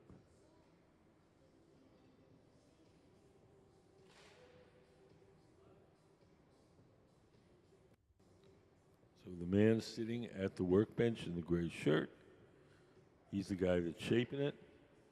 The man in the maroon shirt seated to the left, he's the guy that's blowing.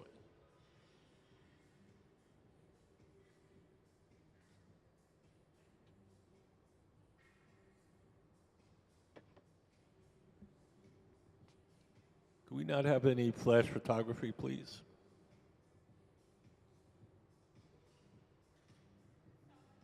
Everybody's welcome to take photographs, but no flashes.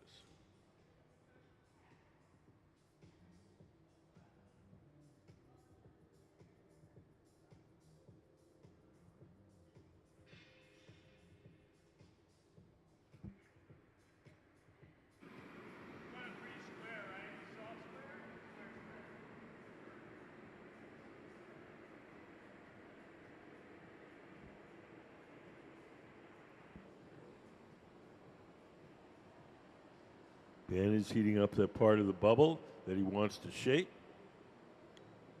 The torch is a propane torch.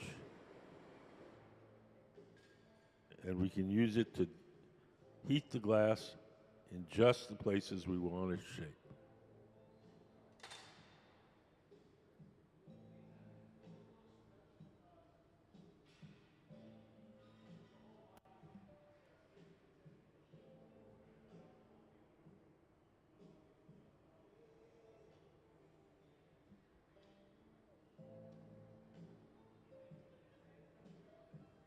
Shape. Shape, shape.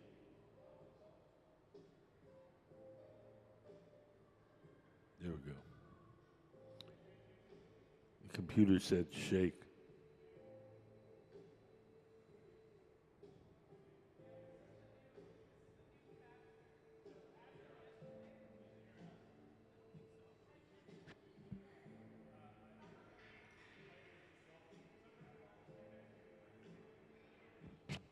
When we hold the glass down at an angle like that, the glass is soft and the bubble will stretch under its own weight and become longer.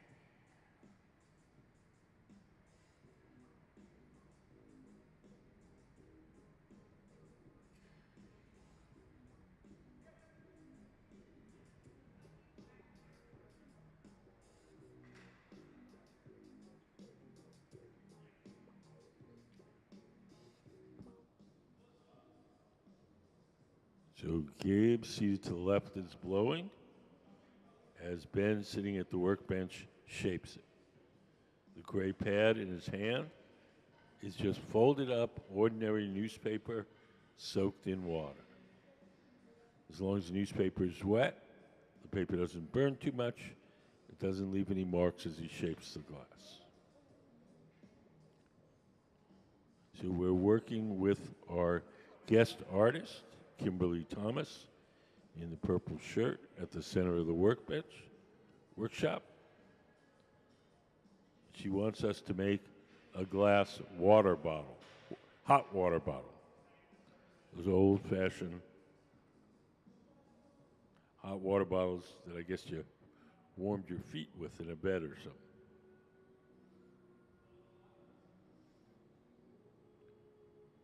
Her sculptures often are assemblages of a lot of everyday objects, chairs, pots, sneakers.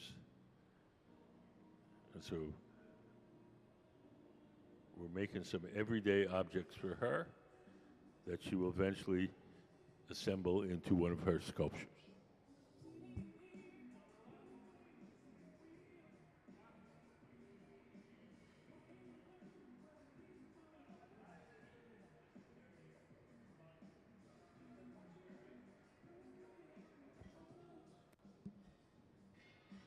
Has anybody got any questions?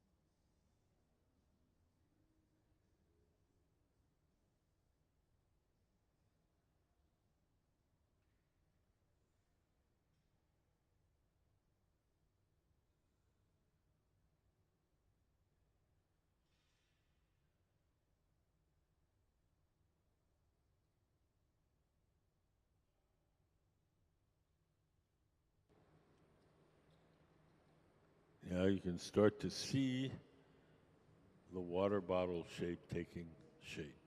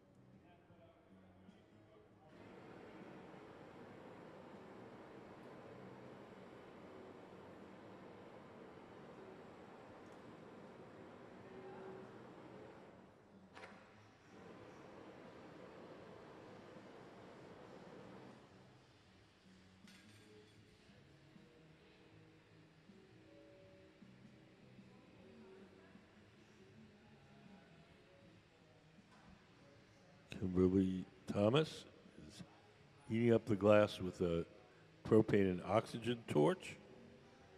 The torch allows her to soften just exactly the part that she wants to shape. And she's shaping with those metal tools.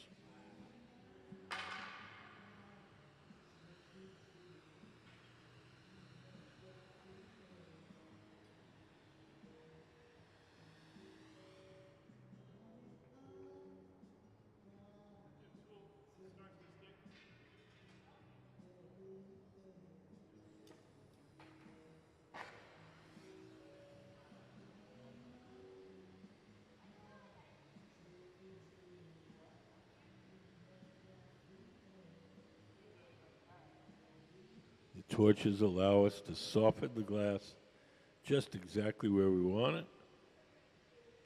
And we can shape the part that we've softened, but we don't lose the whole shape.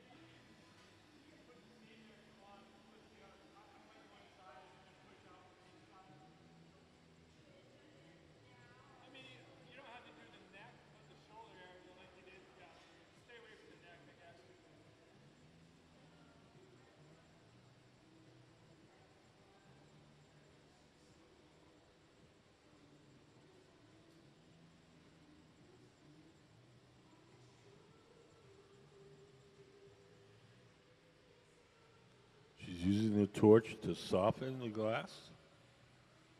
And she wants to make this into a water bottle.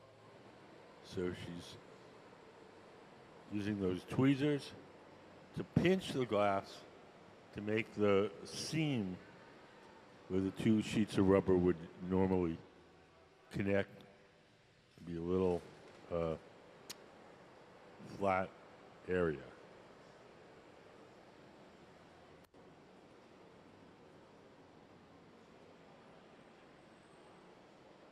Can we put up some of Ms. Thomas's work on the big screen? So if you look up on the big screen, you'll see some examples of our guest artist work, Kimberly Thomas. She currently works out of Denver, and she's here this week to work with our Museum of Glass Hot Shop team, making her sculptures. When she works, the sculptures that you see on the pictures are really, really tiny.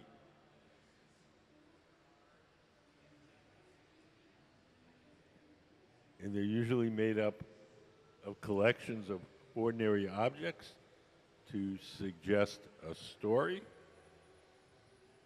And so we're making some big objects, and she's going to make some sculptures of a similar themes, only on a much bigger scale.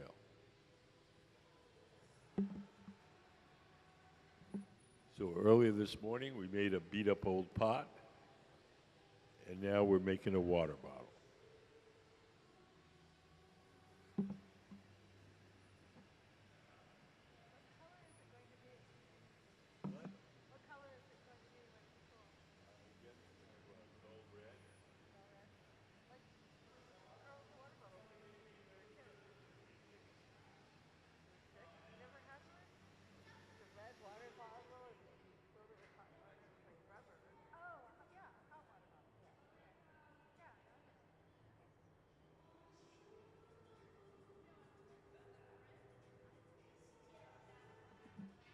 Do you guys have any questions?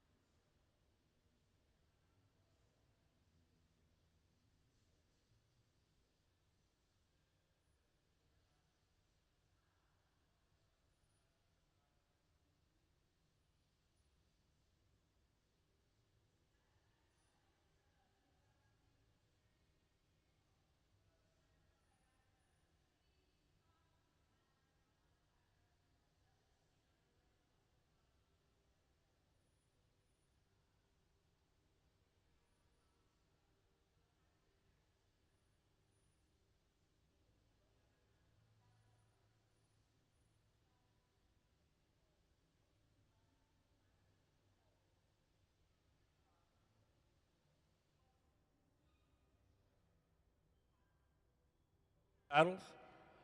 Are you shielding the artist's hand from the heat?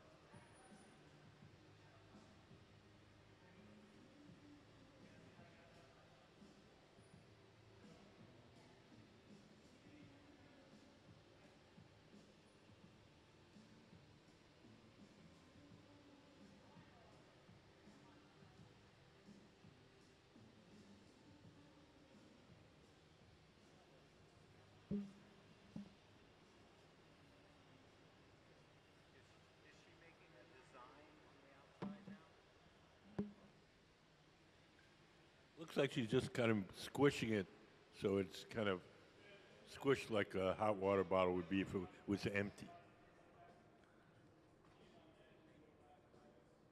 Nope. I don't think so.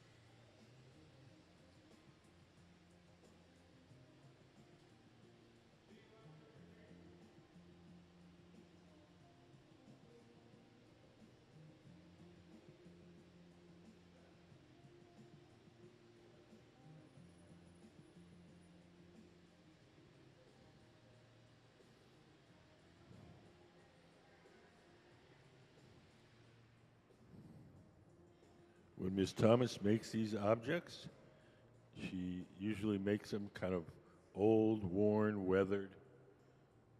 And so she's collapsing a little bit, making a little seam around the edge, as you would have in a hot water bottle. She doesn't want them smooth and brand new looking.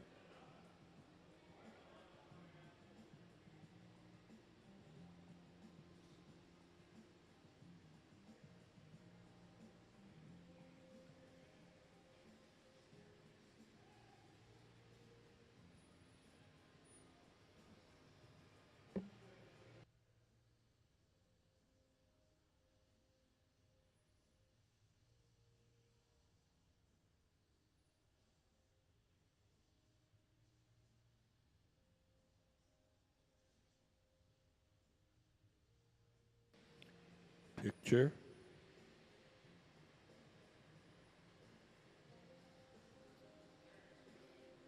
Pitcher. Pitcher.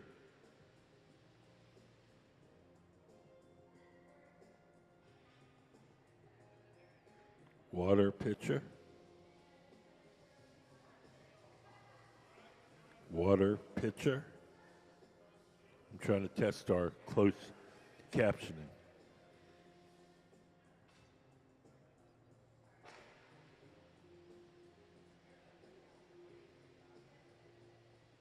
Water pitcher.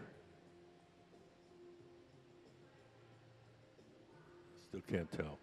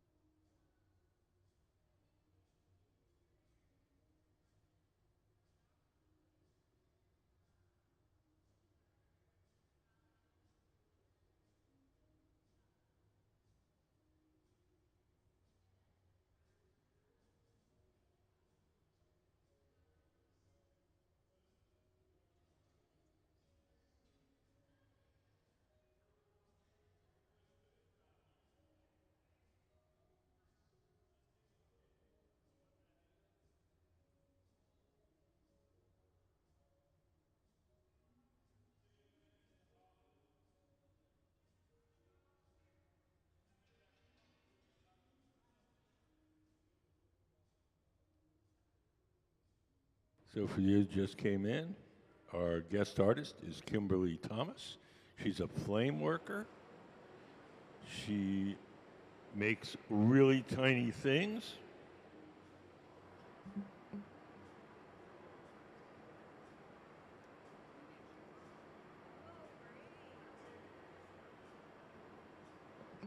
We put some of her work up on the big screen.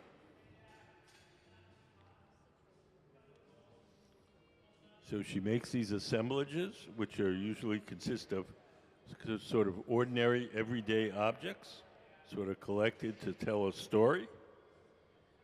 And all the things you're seeing on the big screen are in this little tiny scale. They look big because of their photographs. And today she's working with our resident team of glassmakers. We're going to make the same kind of ordinary, everyday objects, except we're going to make them big. So when I say big, I mean sort of closer to normal size. So what she's making, earlier in the day, we made a old beat-up iron pot, and now we're in the process of making a water bottle. Hot water bottle. I realize in this day and age, a water bottle means something else. More like this. Yeah. Oh, whenever we apply powdered glass to the surface, we have to do it in a ventilated booth. We can't do it out here. So we have to go around the corner to our ventilated booth and sift the powdered colored glass on in there. So we don't want to breathe the glass dust.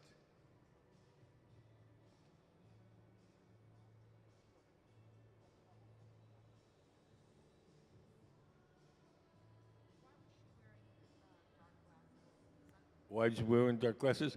That very hot torch, the propane and oxygen torch, heats up the glass really hot, and you get what's called sodium flare. It's a kind of a yellow-white flash, and that can damage your eyes. Normally, at the temperatures that we do glass blowing, ordinary glass blowing, we're making wine glasses and stuff, you don't get the sodium flare, so you don't need those special glasses. But we're working with the torches, the high temperature torch, you get the sodium flare, and that's, the glasses are made out of what's called didymium, and that's special glass to filter out the sodium flare.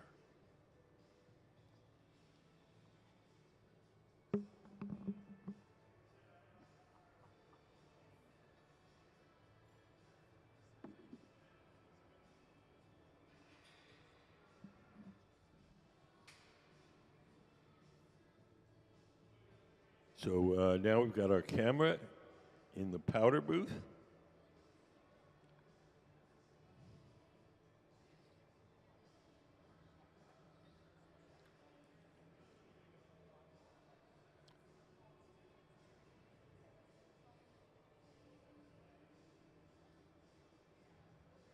So we put the powdered glass in a sifter.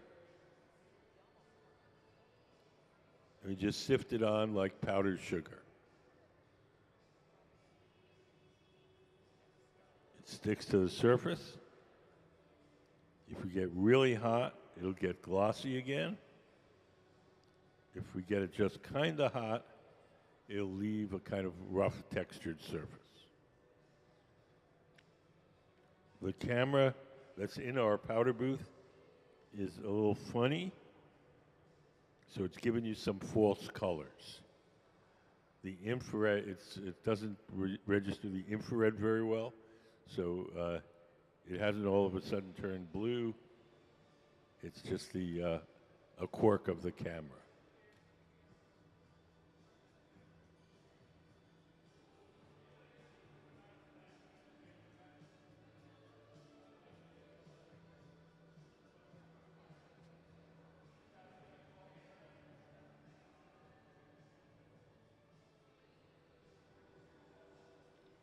Ms. Thomas has been working in glass since 2009.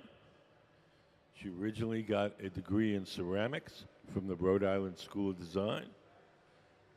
She worked for a while as a special effects makeup artist, so made people look like zombies and whatnot.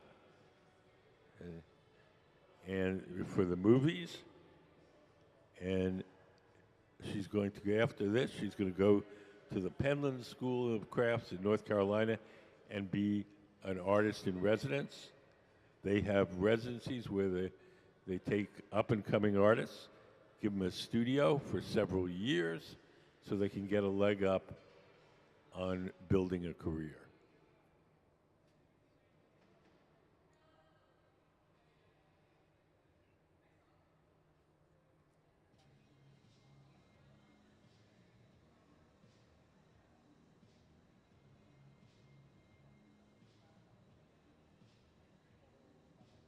Has anybody got any questions?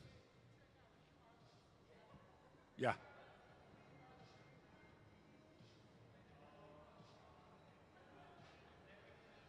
How do they tell how long the glass stays in the oven? Uh, experience. It's sort of like, how do you know when your sausages are done on the barbecue?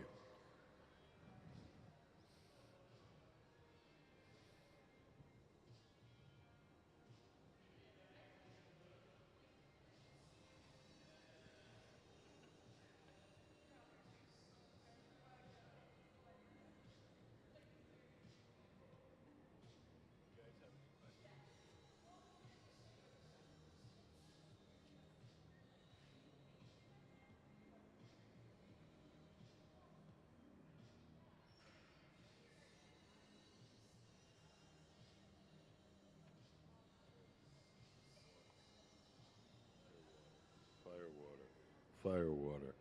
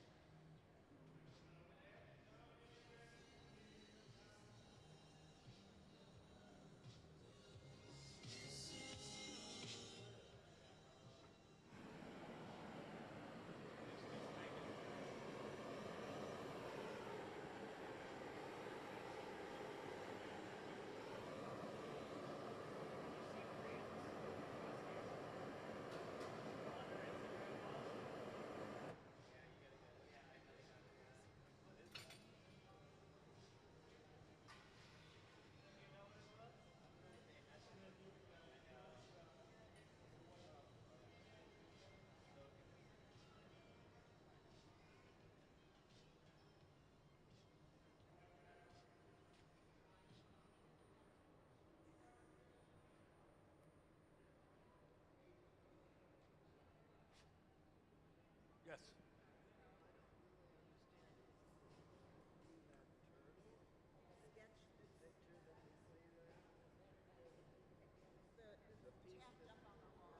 No, no, that's from Sunday when we made a sculpture for one of the kids' drawings. No, this is going to be a hot water bottle. That's why, yep, we're doing our best. We often, put pictures up there. It's not exact. We don't take them down. Nope, neither do we. What? Yeah, she's talking. She's working with the glass artists, and she's telling them make it more like this, make it more square, whatever.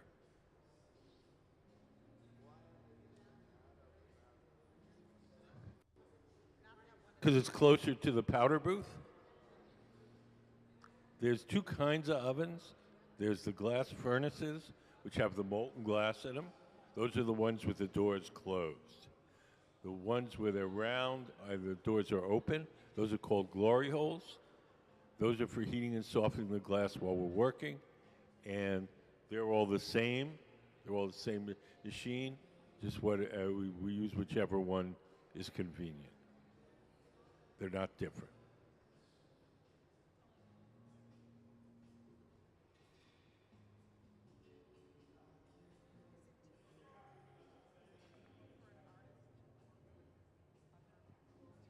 Oh yeah, glass is a team sport. Yeah, not always, but most of the time. There, you can blow glass by yourself, but it's very limiting as to what you can do. It works much better with a team.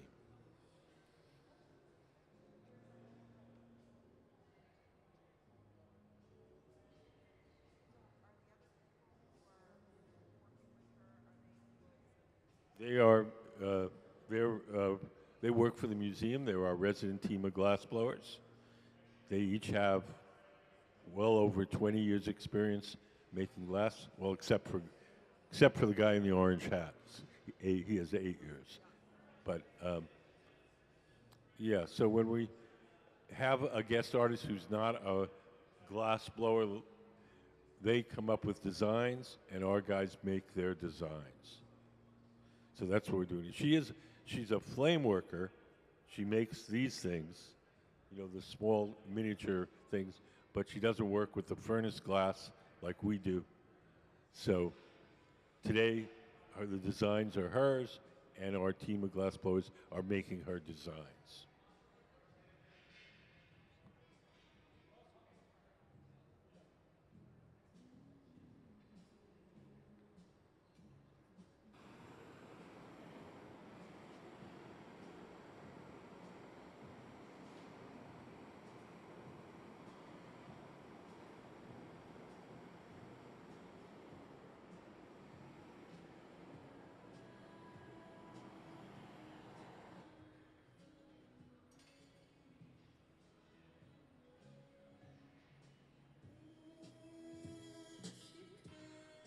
Hi, how are you guys? You guys have any questions?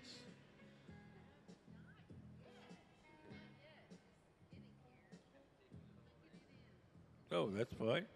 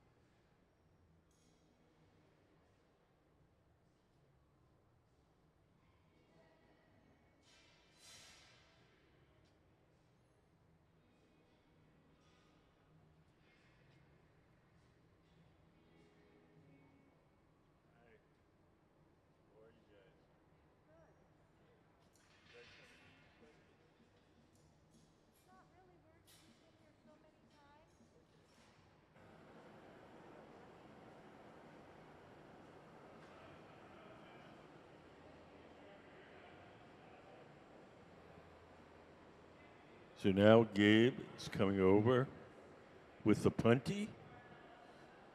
We're going to use Gabe's rod as a temporary handle to hold the glass from the bottom while we shape the top. This is a special kind of punty. We call it a two-prong punty.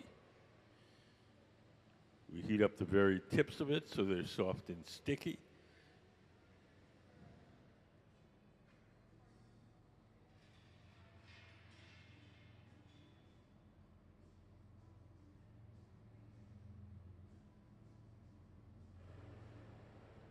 So we're going to stick the punty onto the sculpture.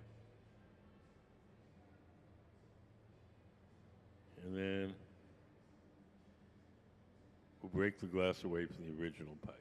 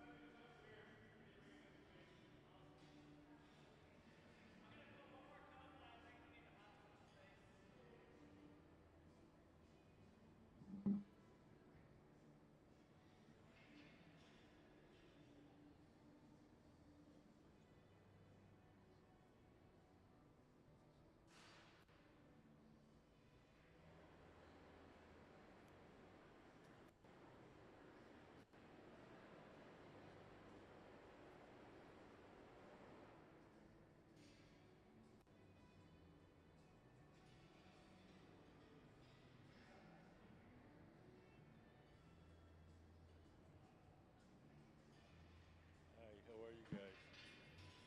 How are you? You guys have any questions?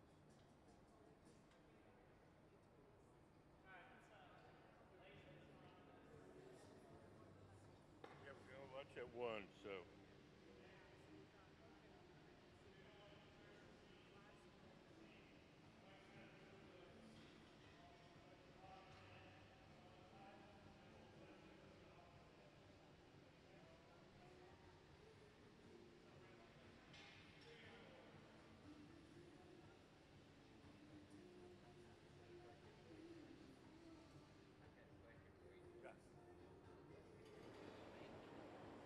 Making a glass hot water bottle.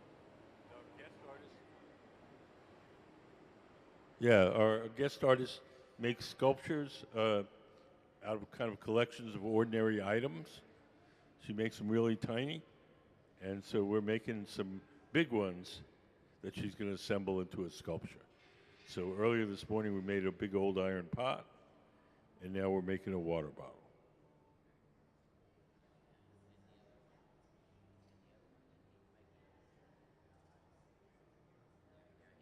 Oh, this no, that's called the punty. That's just gonna hold it temporarily while we work on the opposite side. So we stick it on the bottom there, and then once that bond is firm, we'll break it off the original pipe, and then that edge will be exposed, and we'll work on that edge. So it's not part of the sculpture. It's just something to hold it temporarily.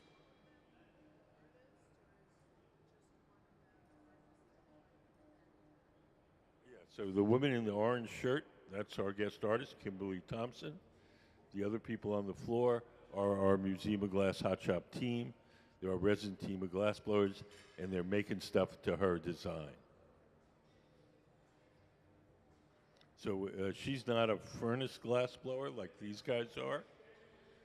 So if the person's not a glass blower like these guys, then they come up with a design, and our guys make their design. Ms. Thomas is what's called a flame worker.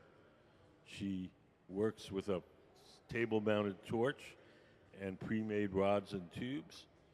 And so when she makes her tiny sculptures, that works really well. If she wants to make something bigger, we make it like we're making it now.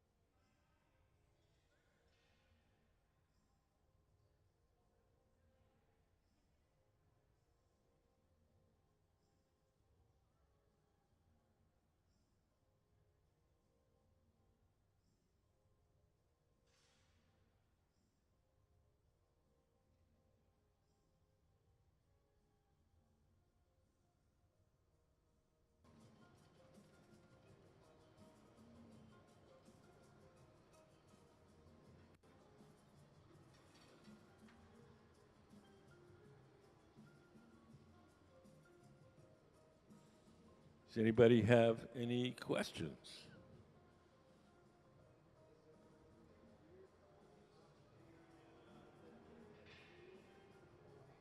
I don't think so. I'll ask.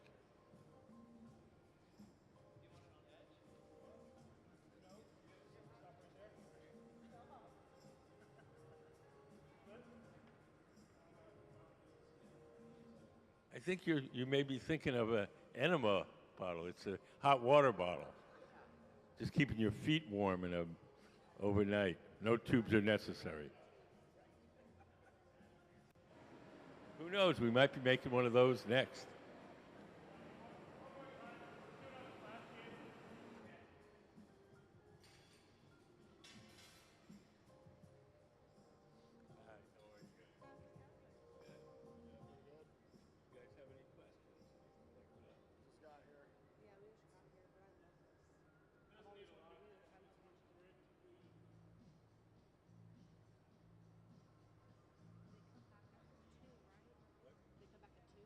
Yeah, well, we're gonna just keep working on this till it's done.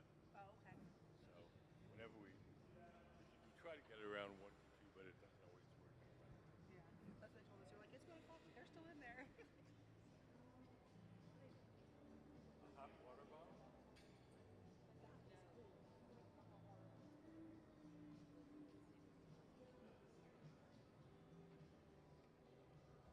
So now Ben is reaching inside the bubble with what's called an inside sculpture tool.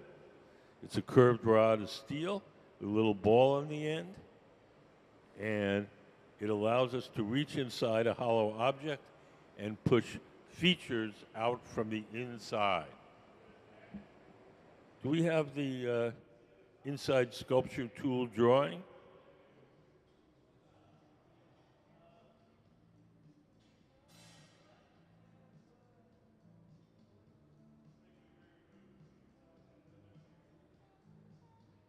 So if you look up on the big screen, we have a little illustration. So if you want to make the nose on that skull, you could reach inside with that tool and push the nose out from the inside.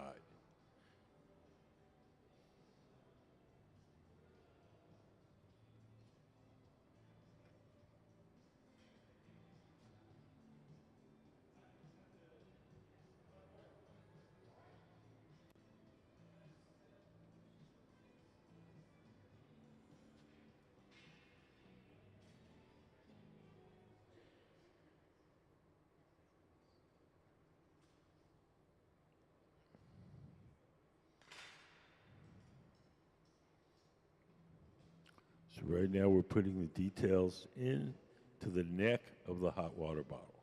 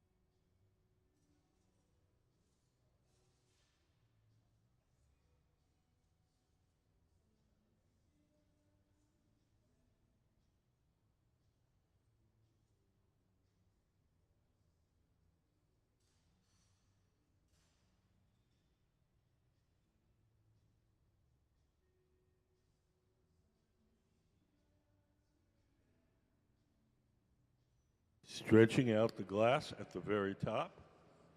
The glass at the very top of bubble is always a little bit thick. So often we have to grab it, stretch it out, and then trim some of that thick glass off.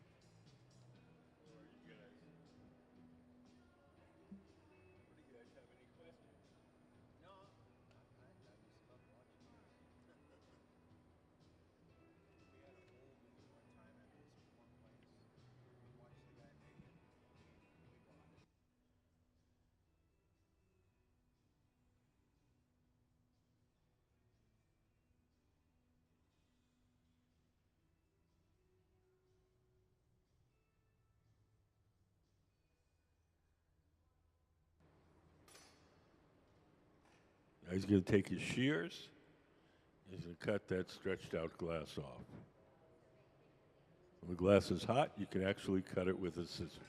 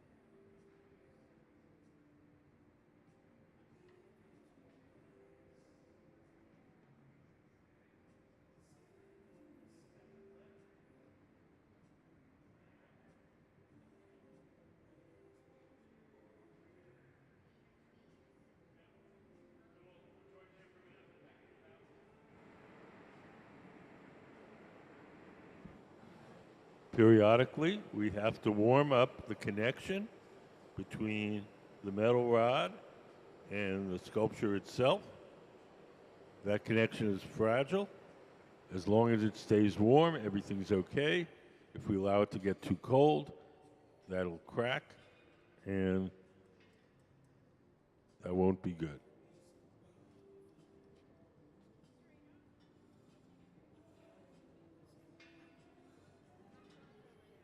Even though we're working on the very top, that's where we're doing the shaping. Periodically, you'll see them take a torch and warm up the connection between the metal rod and the sculpture.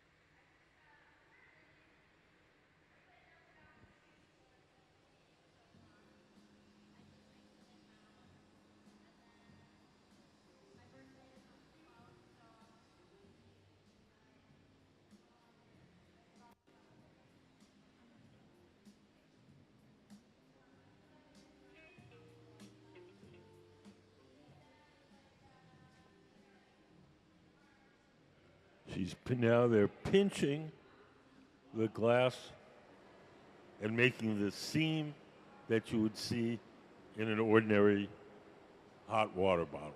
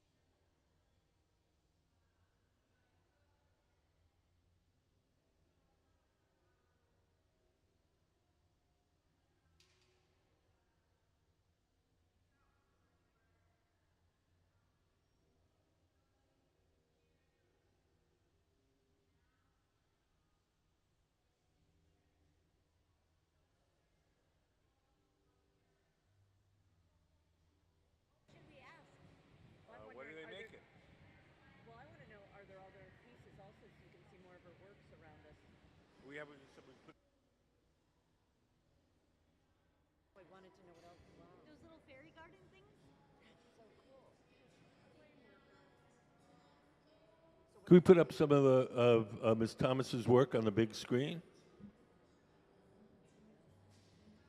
So she makes these assemblages, often out of kind of ordinary objects like a sneaker or a television set or bust-up pot, and she makes them really, really tiny. So even the pictures, we're talking about a kind of scale that you see here. So this week, she's working with our furnace glass team, and they're going to make them the same kind of objects, except we're going to make them sort of normal size. So she'll make a big assemblage. She's our guest artist from Wednesday through Sunday. Where did she train? Rhode Island School of Design. She learned ceramics at Rhode Island School of Design. I have no idea. Like anything Not else. still Chuck, not around here. She has been to Pilchuck. I She know has. for sure which side combo, but I don't know. You're the man. But I did hear she was from. She used to go to Pilchuck. I don't think she has any. Formal. I just wondered if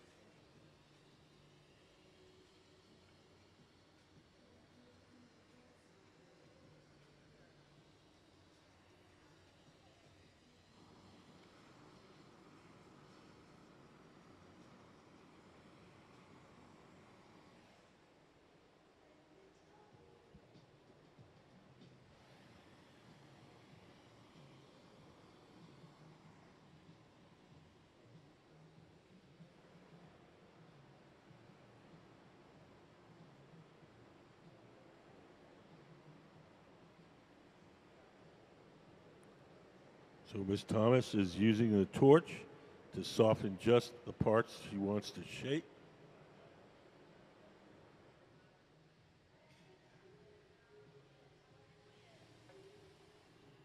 The torch is a propane and oxygen torch. It has a 5,000 degree flame, and it allows us to get one small area of the glass very hot very quickly.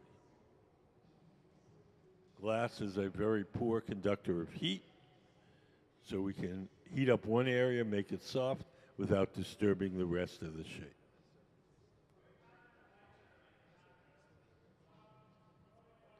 So now they're walking around the corner to our powder booth. Oh, no. Thought they were. Sorry.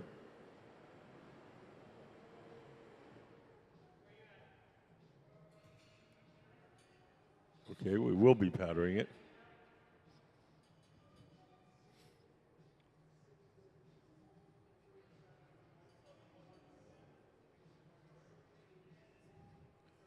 So going around the corner to the powder booth. And you see we have a little sifter, like sifting flour. We're sifting powdered colored glass on the areas that we were just shaping. So we had to get them hot to shape them. And so they would be shiny.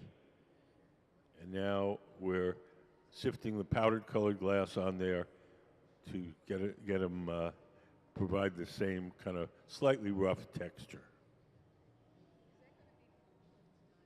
No. The camera in the powder booth reacts weirdly to the infrared from the glass. And so it'll only look blue on that camera. When it comes out here, it'll be, I think it's a dull red, is what it is. I'm going to check.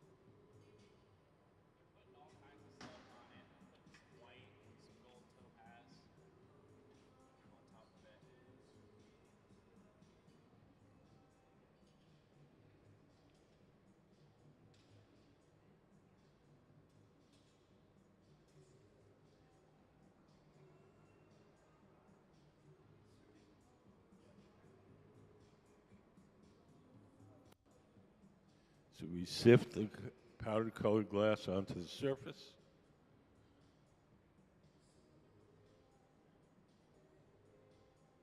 And then we'll return to the glory hole and melt it on.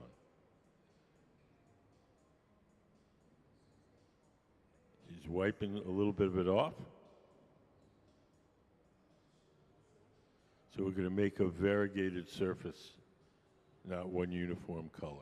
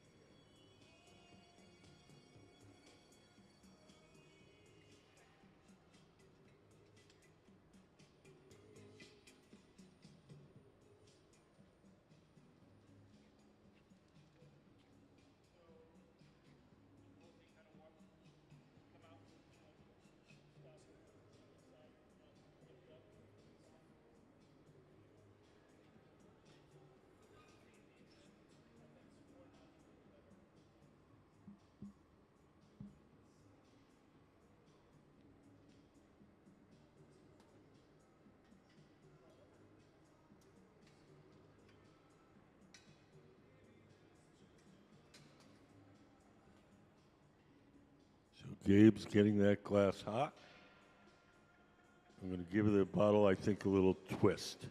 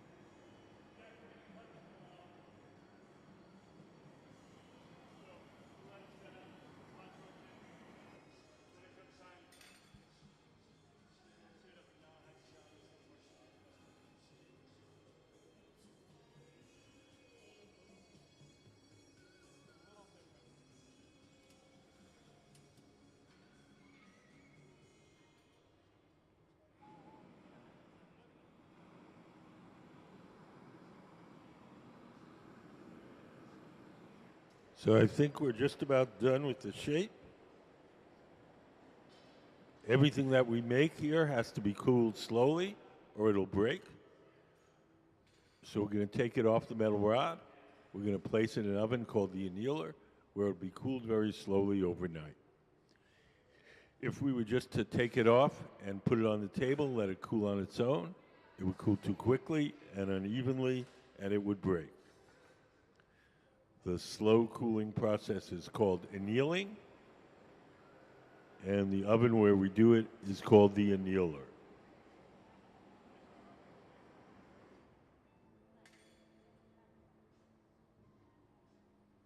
The clear, big U-shaped part, that's the punty. That's not part of the sculpture. We're just using that temporarily to hold the water bottle. We're going to cut that off.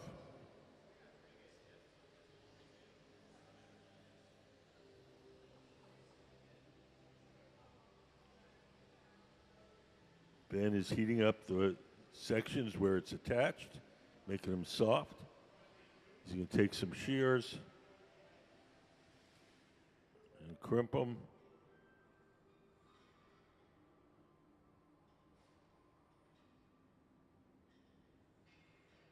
So the clear kind of U-shaped part is not part of the sculpture. We just made it temporarily to hold the sculpture while we shaped.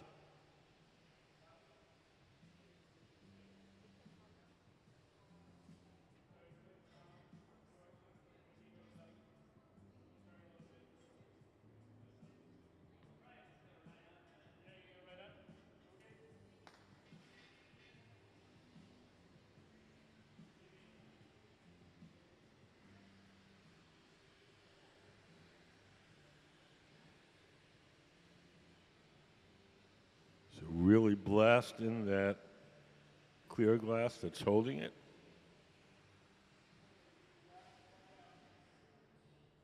Take the shears, cut it, and into our annealing oven to cool slowly overnight. So let's have a big hand for Kimberly Thomas, our guest artist, and the Museum of Glass Hot Shop team, Ben Cobb, Gabe Feenan, Jack Spitzer, and Kristen Elliott. So that concludes our demonstrations for this morning. We're going to take an hour lunch. We'll be back in an hour.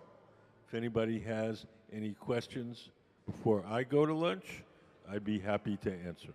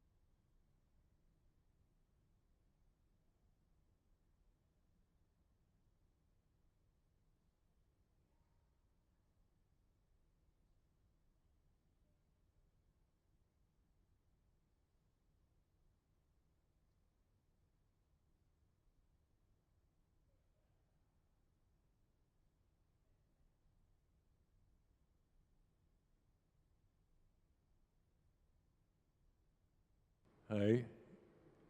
How are you guys? Good, good. Glass blowers will be out here in a few minutes. So today we have a guest artist, Kimberly Thomas. She'll be out here soon as well. And the glass work that you see up on the big screen, those are works by Kimberly Thomas. There she is, making stuff out of glass. And the work that she does is flame working. Can we stop at that slide for a moment? Oh, or this one? So she works at a table-mounted torch, starting with pre-made rods and tubes, and she works over the flame to make her sculptures. So she's here in our glass shop with a furnace glass, and so we're going to make some things similar to what she makes at home, except we're going to make it a lot bigger. If you see over on that pedestal, the scale that she works in normally is very tiny. I'm going to show them a tiny chair.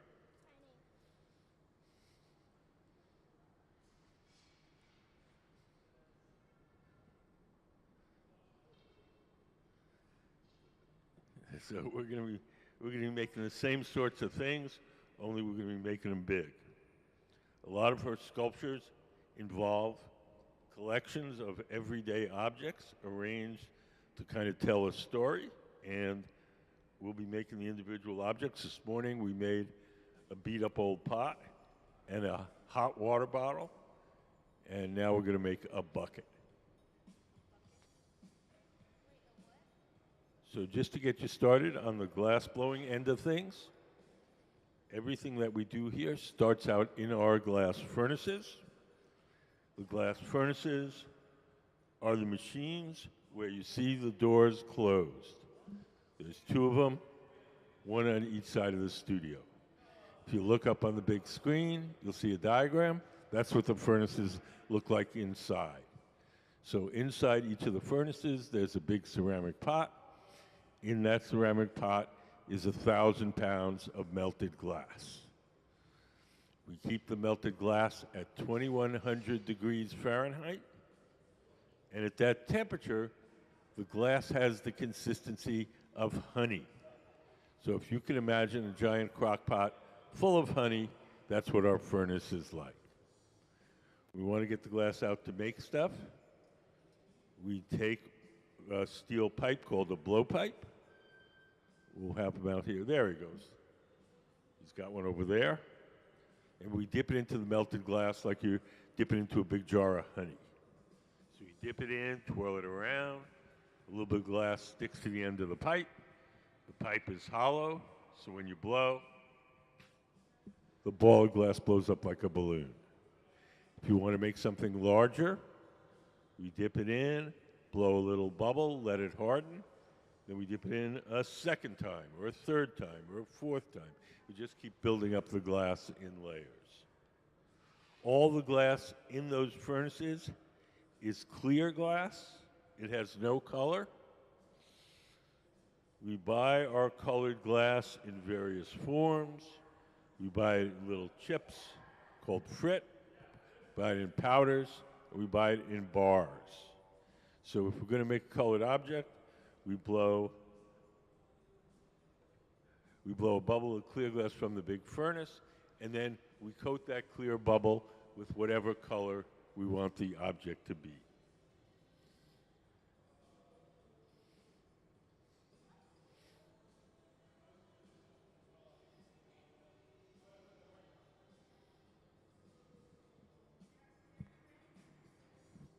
So over on the far left, Jack in the light gray shirt has blown the first bubble. All glass looks orange when it's hot.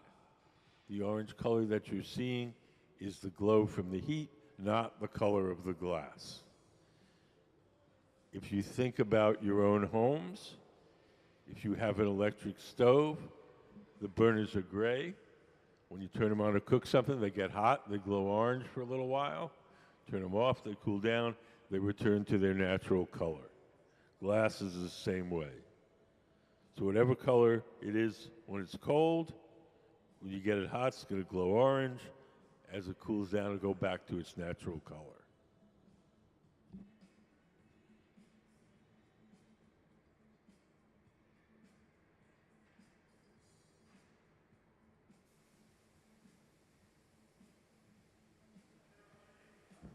Anybody got any questions so far?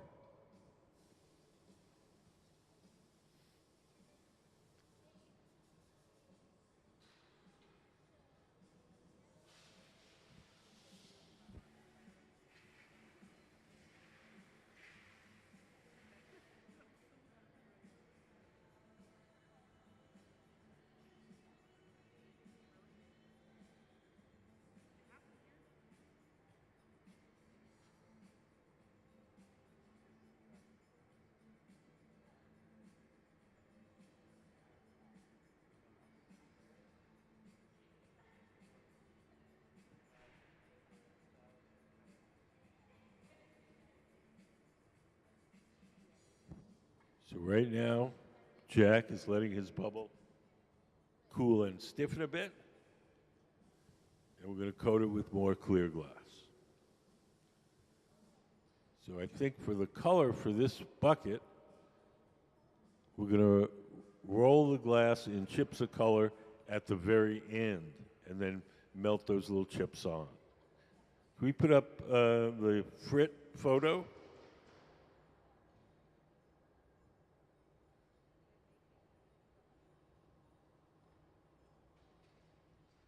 So this is what I mean by color. It's just crushed up colored glass, and we call it Frit, F-R-I-T.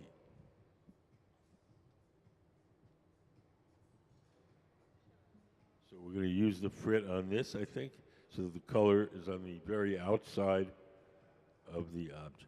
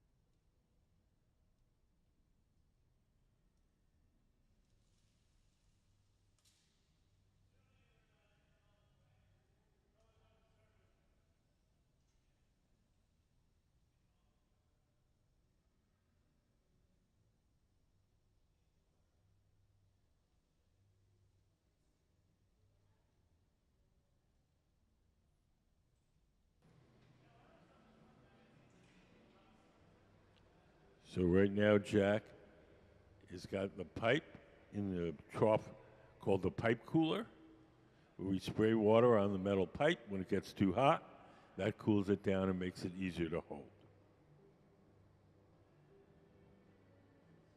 That's the pipe cooler you see on the big screen.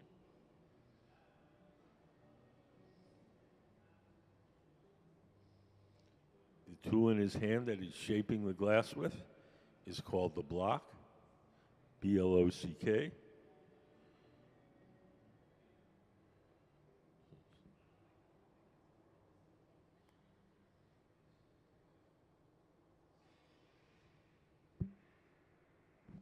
Anybody have any questions?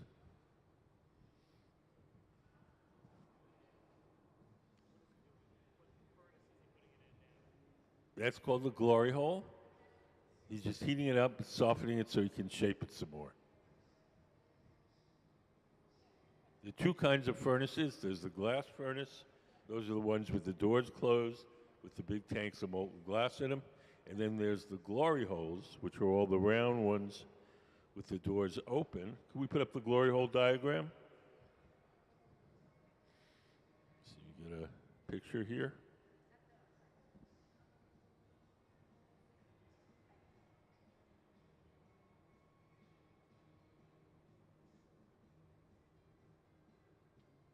Glory holes have no glass in them. They're just for a hot chamber for heating and softening the glass while we're working. All the furnaces are the same, all the glory holes are the same. They both run on natural gas and forced air. The glory holes are a little bit hotter. Glory holes run at 2,300. The furnaces run about 2,100.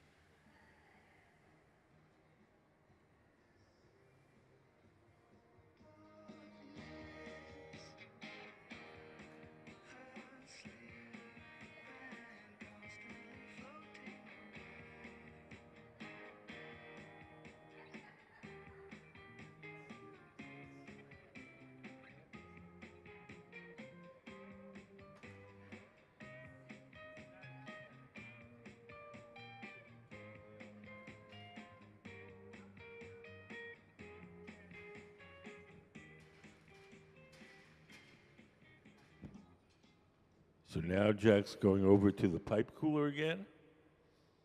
He just sprays water on the metal pipe. That cools it down and makes it easier to hold.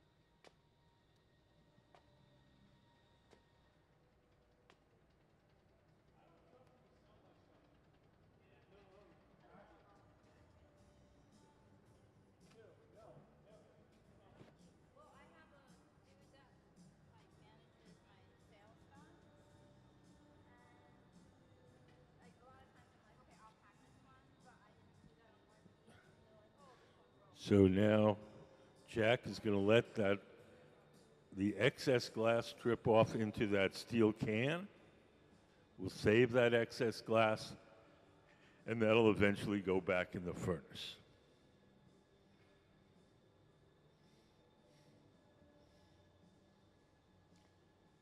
He's using the pipe cooler. Now we got a good shot with the camera. We just lay the metal part of the pipe in the trough and spray water on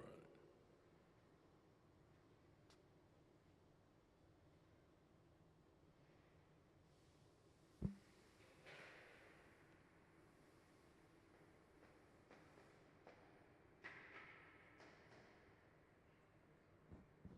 If you came in a little later, our guest artist is Kimberly Thomas in the purple shirt. She is a flame worker. She works with torches and it's a sort of different kind of glass blowing. It works with a table-mounted torch and pre-made rods and tubes. And she makes these very tiny and complex sculptures.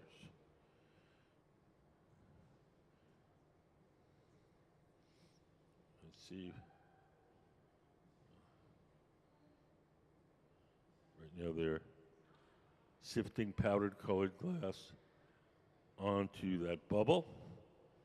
The glass they're sifting on there is orange, but obviously it doesn't look orange because our camera in the powder booth is funny and it makes everything look the wrong color.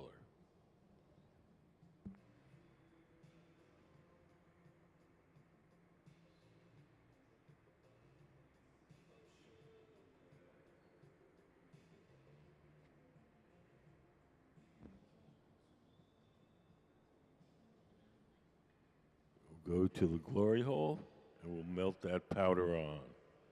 When we're going to color something with powdered glass, we have to use several layers to get a good even coat. So we're going to melt it on, go back to the powder booth, sift on some more, and do that 2 or 3 times.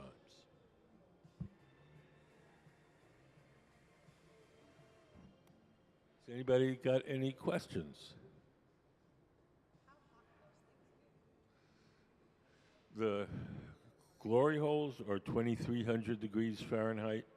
The furnaces are 2,100. So 2,100 is as hot as the hottest volcano.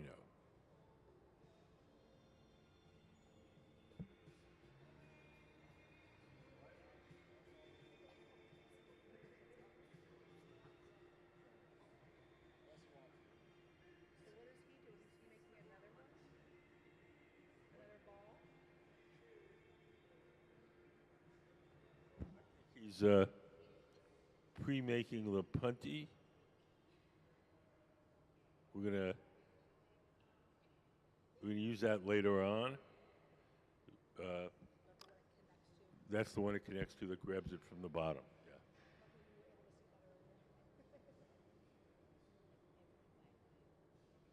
The trick with those, the punties, is you want cold, solid, stiff core, and then hot glass around the outside. So one, this hot glass is sticky, but the inside is colder and stable. So are they two different types of? No, it's same glass. That's one reason you might make it early is you make that inner core, and you let it cool, and you just put it in one of the ovens, keep it slightly warm, and then when you're ready to use it, you coat it with fresh hot glass. There's fresh hot glass on the outside, and stiff cold glass on the inside. When I say cold, I mean, 12, 1,300 degrees. Colder, yeah. I realize that doesn't translate to regular English, but yeah.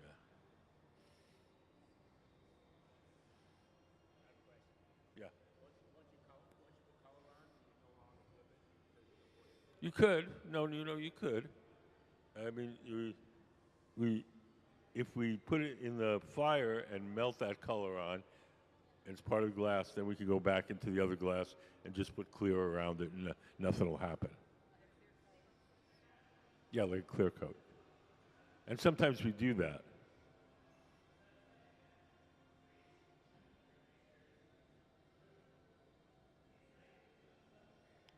Can we put up some of Ms. Thomas's artwork up on the big screen?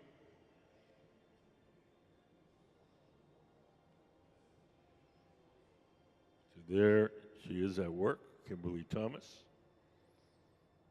She's got a degree in ceramics from the Rhode Island School of Design.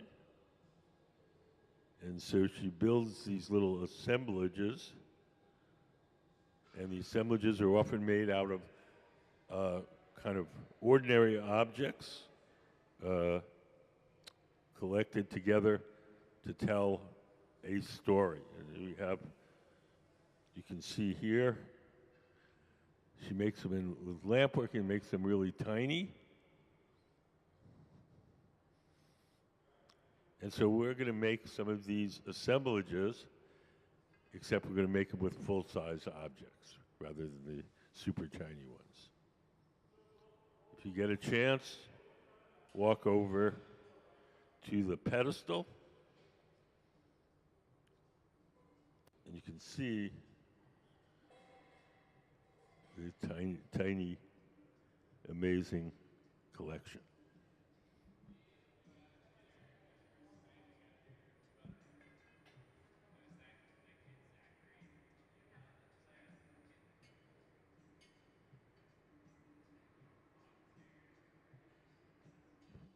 All those things you're seeing in the slides, they're all scaled like the stuff on the table.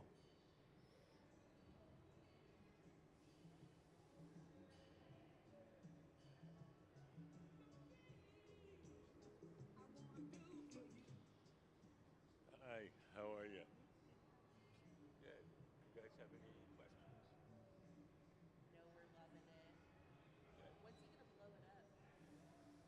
Once we got all the color on, we got to go a few rounds of sifting the powder on, melting it, sifting the powder on, melting it. When that's all done, then we'll start to That's blow done it. now. What? I think he did that.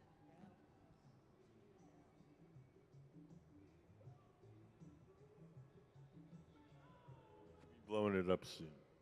It's hollow now. There's a bubble in there. It's just the walls are quite thick, and then we'll blow it up to its full size and shape.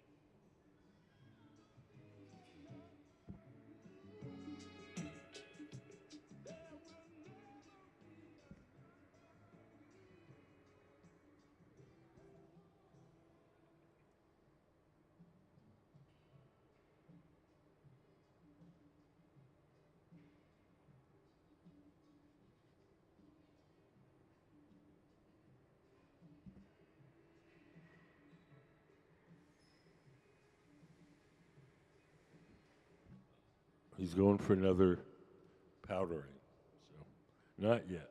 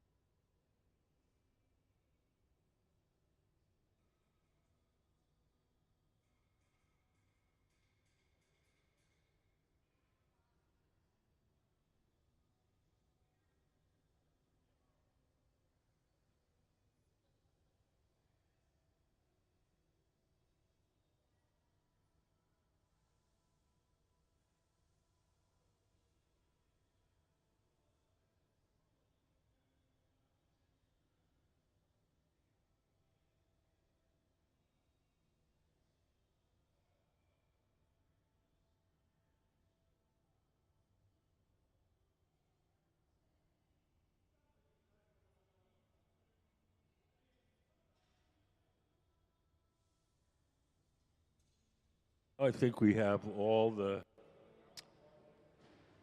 color on the outside. Now it's time to blow it up to its full size and shape.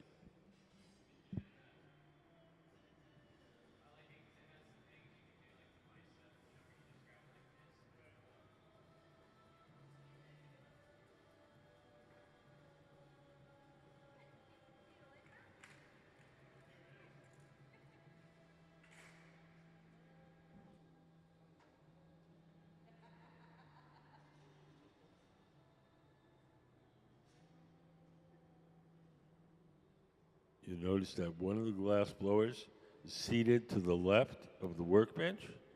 The man in the maroon shirt, he's the one who's going to be blowing. He's going to blow through that steel tube, the blowpipe, and inflate the glass while the man sitting at the bench shapes it.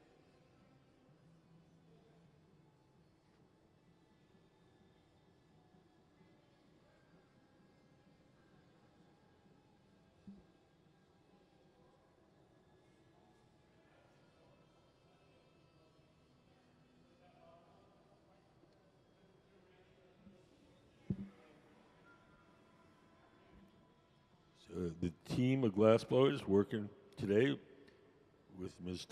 Thomas. You have Jack Spitzer, in the orange cap.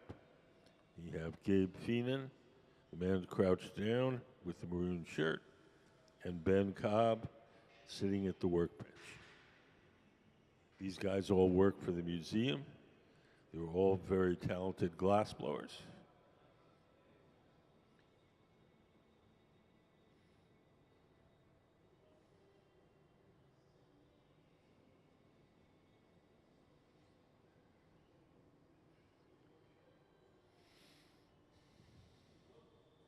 So now Gabe is blowing, and you can see the glass inflating.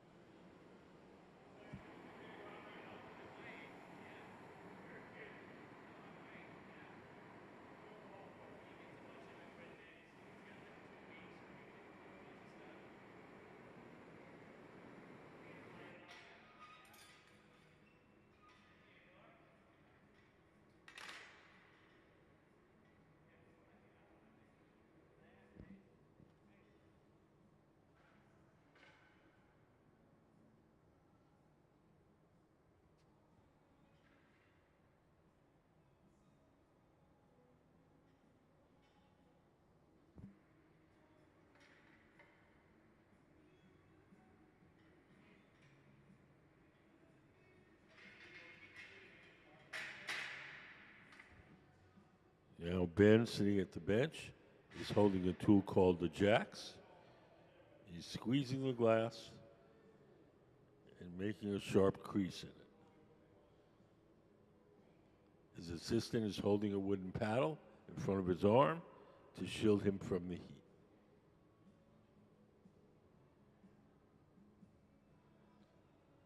That crease that they're making, that's where we're going to be able to break the glass away from the metal pipe once we're done shaping it.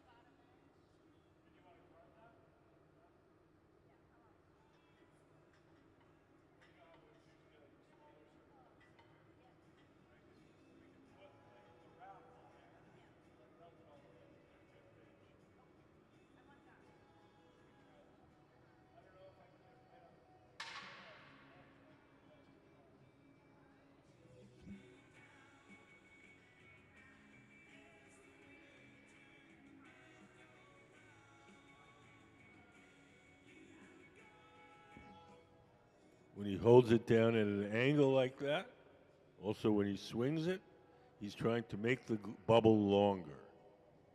The glass is soft, and if you hold it at an angle, the glass will stretch under its own weight.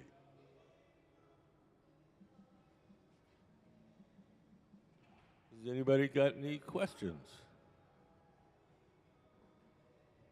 No? Yeah.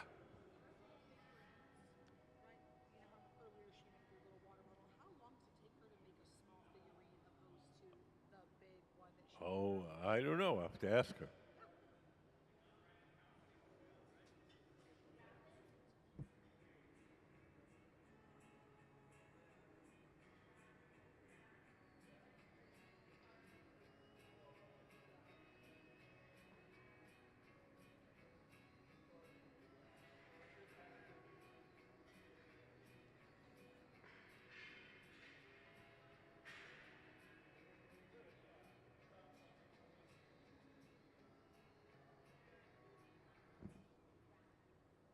So Ms. Thomas is holding up a real bucket as our model for the glass bucket. A little chair.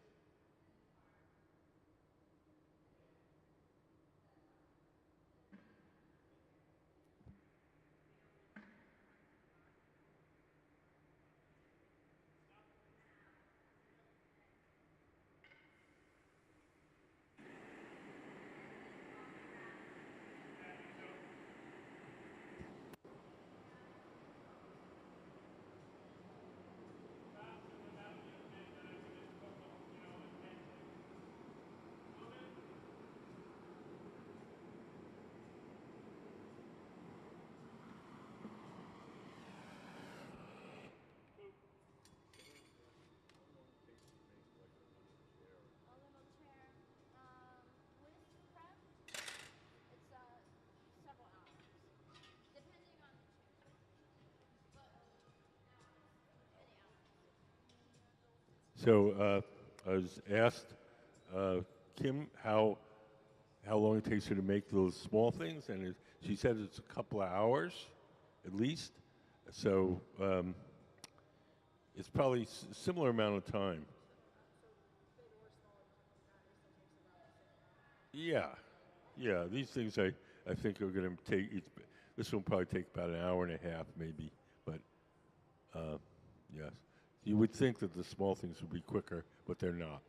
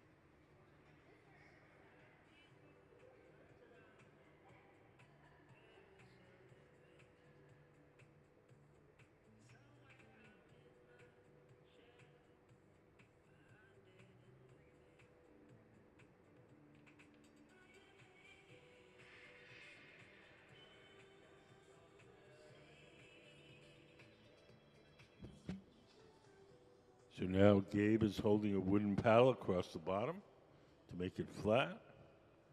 Ben is using the wet newspaper to keep the sides in check as we flatten the bottom. Working with glass is kind of like working on a lathe or a pottery wheel. The work spins, and you hold the tools against it as it spins.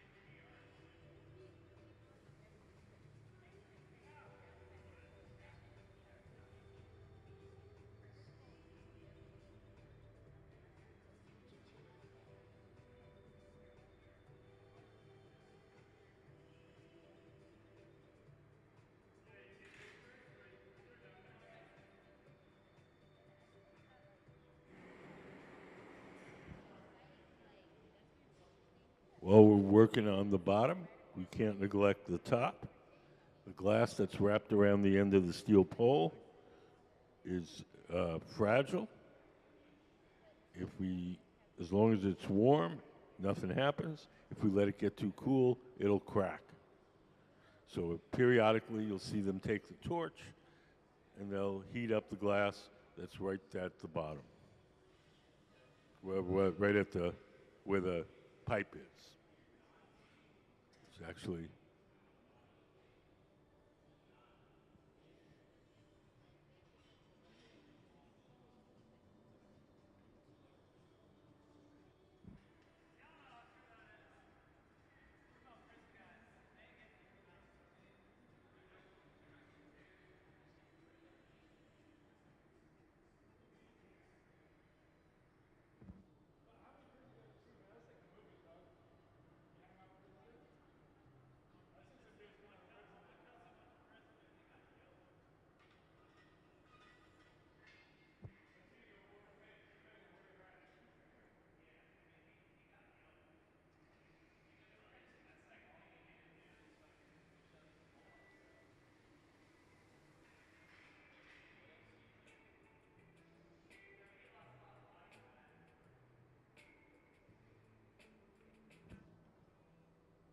So we're going to make one of the ridges on the bucket.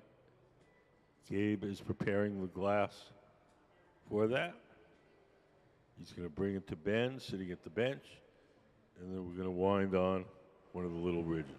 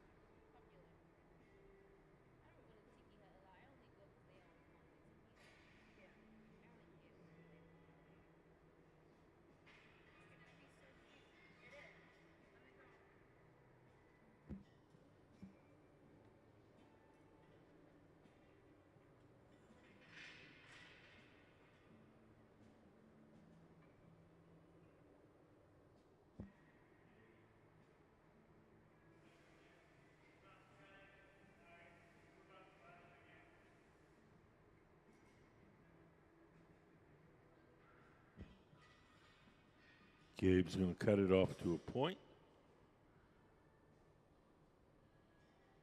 So when we wrap it around, we'll start out thin, wrap it around, and come back over it thin, so it's as even as possible.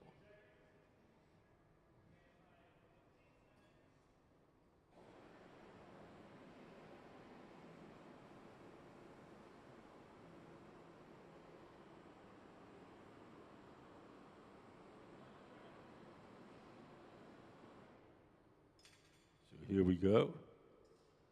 We call this a wrap, W-R-A-P, not R-A-P like a.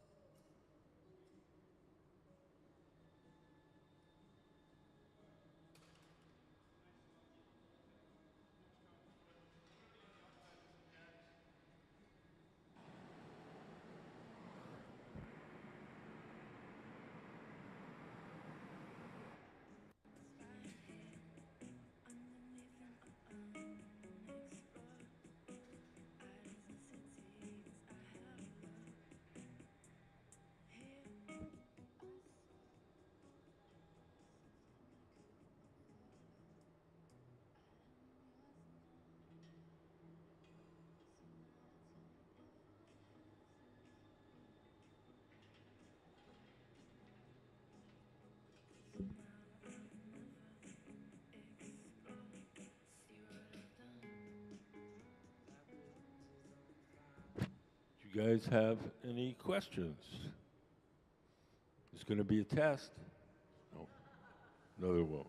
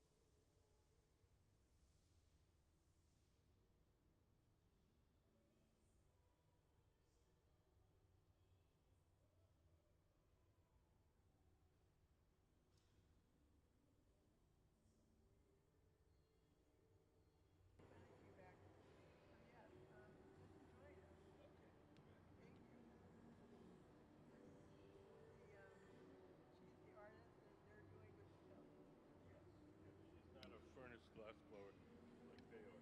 She does flame working. So we have an artist who's not a glass blower.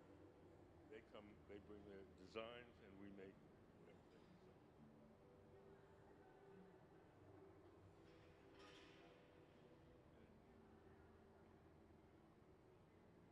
We have a very talented team. They just cutting.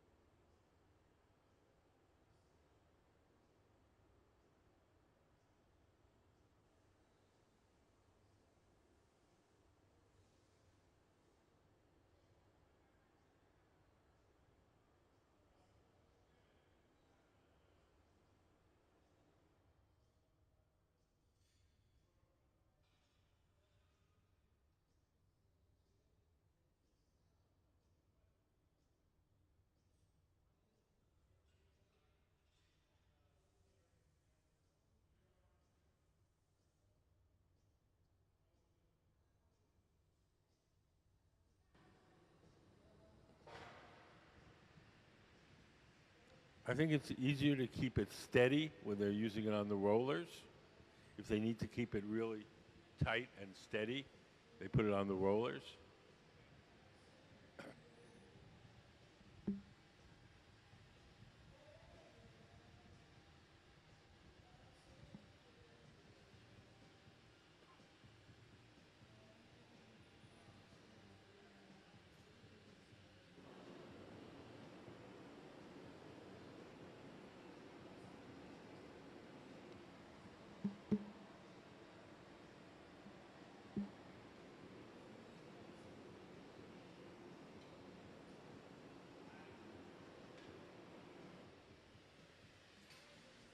So Kimberly wants these things to look kind of used and old. So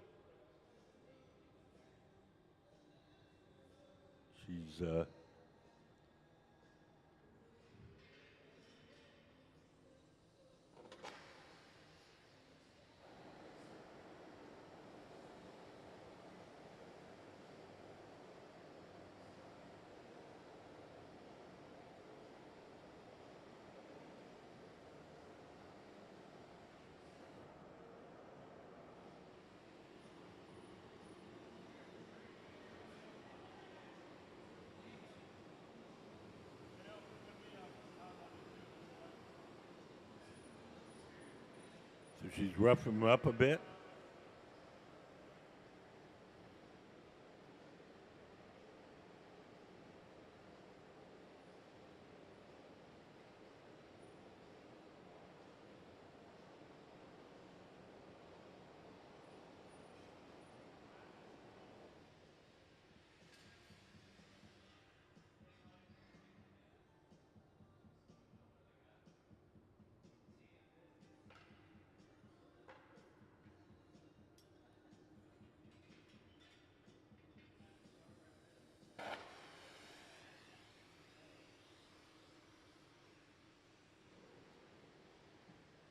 So when is Thomas, she's heating up just the parts she wants to shape.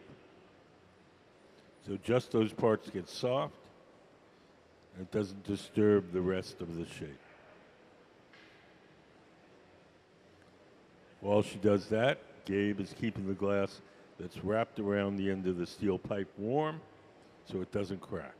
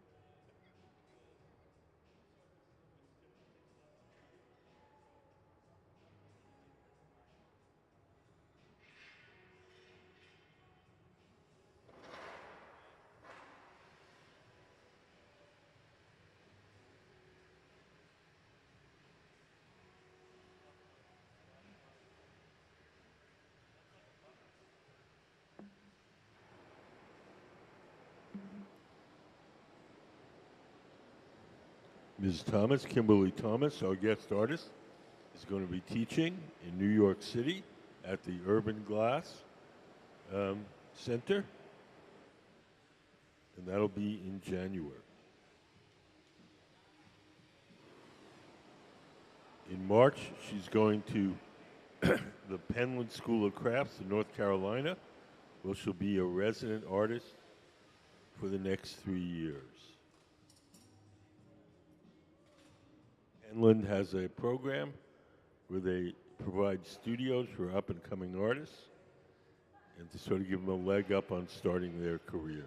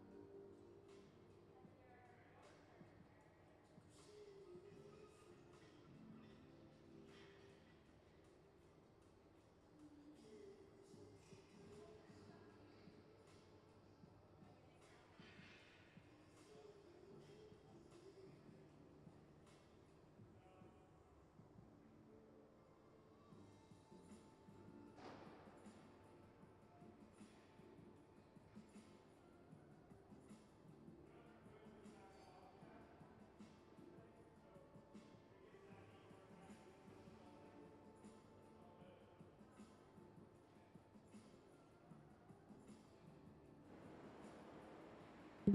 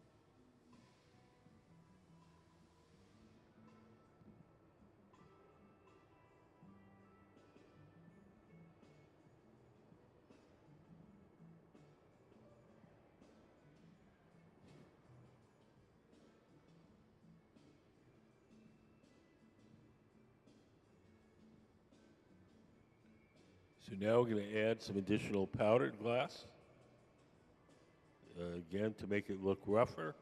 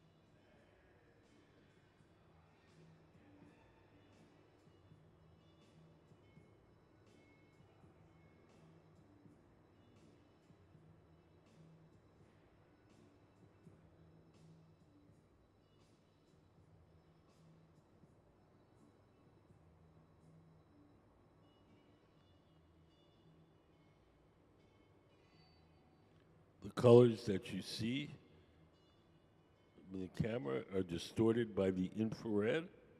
The infrared from the glass gives you a false idea of the colors. That bubble is orange, and right now it looks blue on the camera.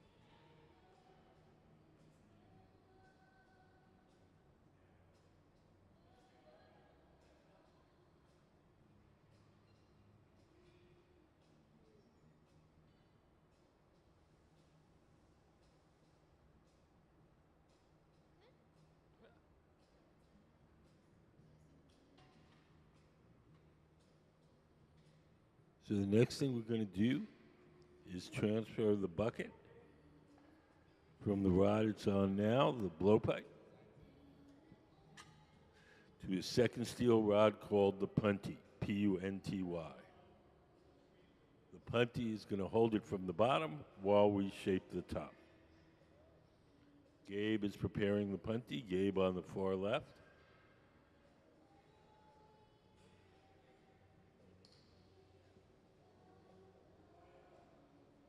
When the punty is ready, we'll bring it over to the main bench.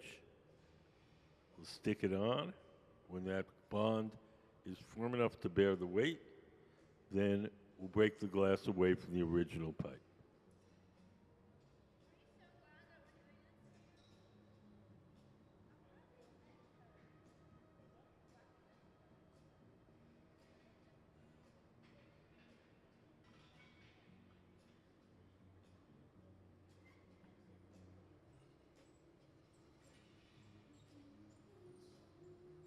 The paddles are made out of wood, as you can see. That's the wood burning.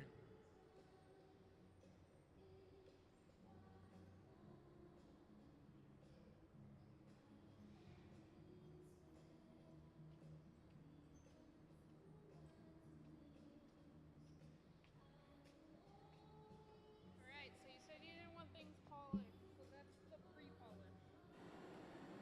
Instead, get more polish. Is that good with you? Yes. Okay. Yeah,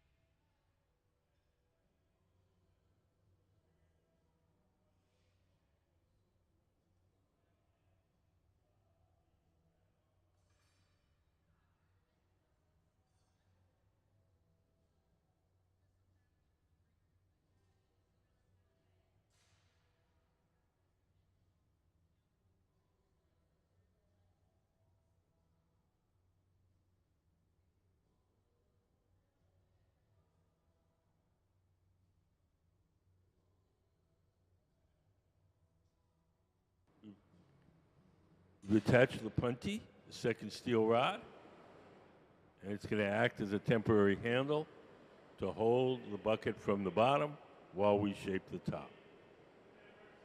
In order to get the glass off the original pipe, we're going to take some tweezers, dip them in water, drip a little water where we want the glass to break, give the pipe a tap, and off it comes.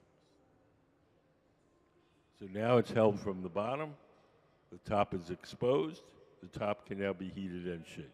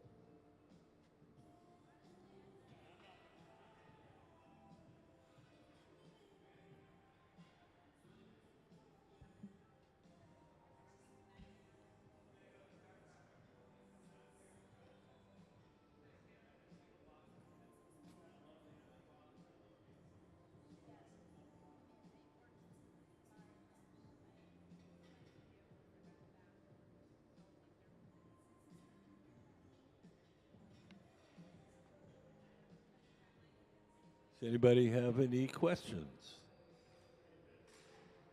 You ready to go home and make your own?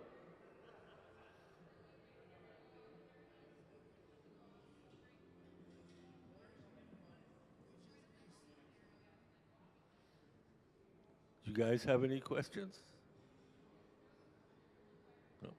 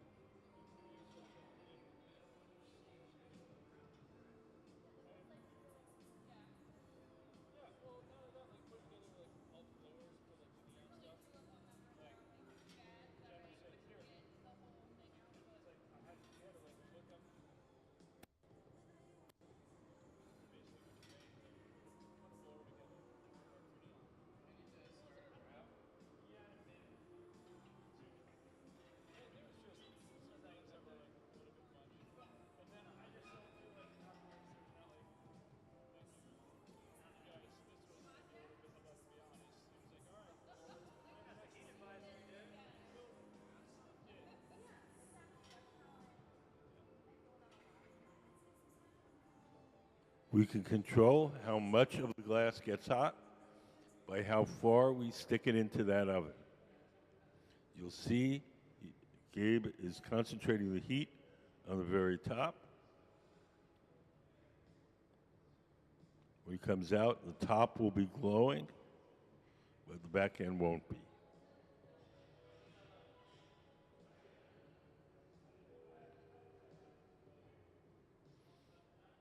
Ben's going to stretch out the glass at the very top. It's always a little bit too thick.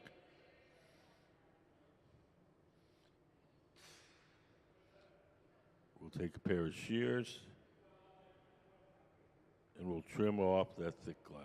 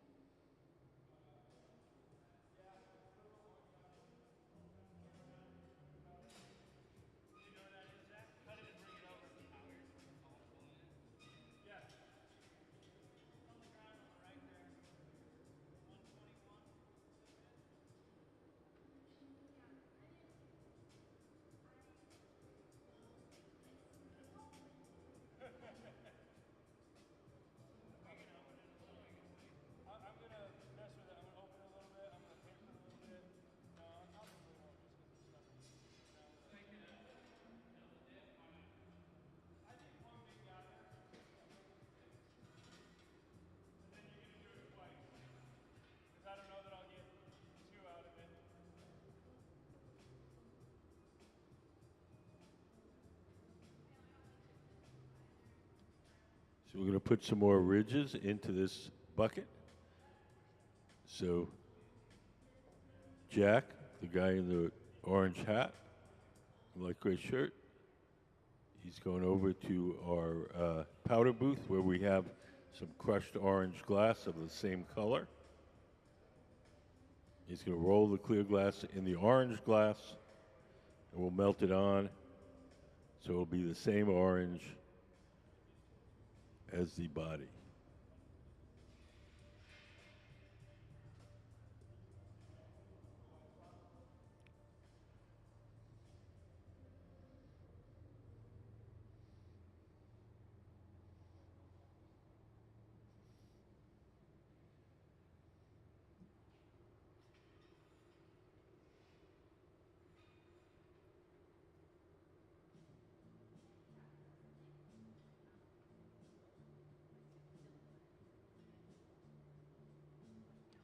We hit the powder booth camera.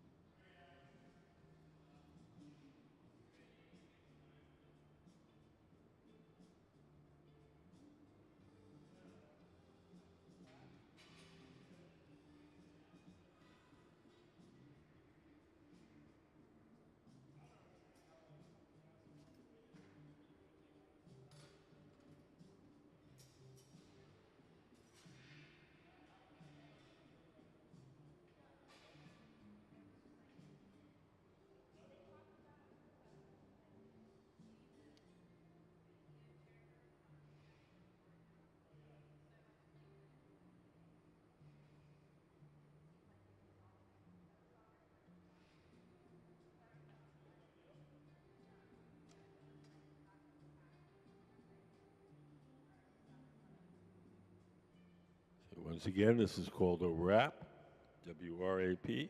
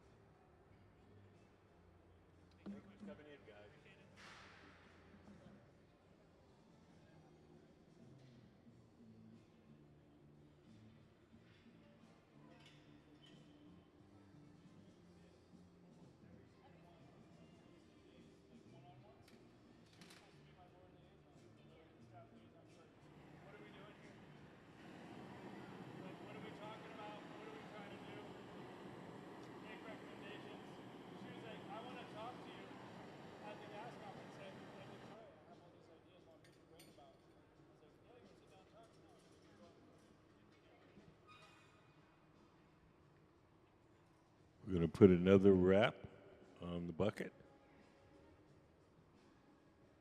Jack is preparing the wrap over.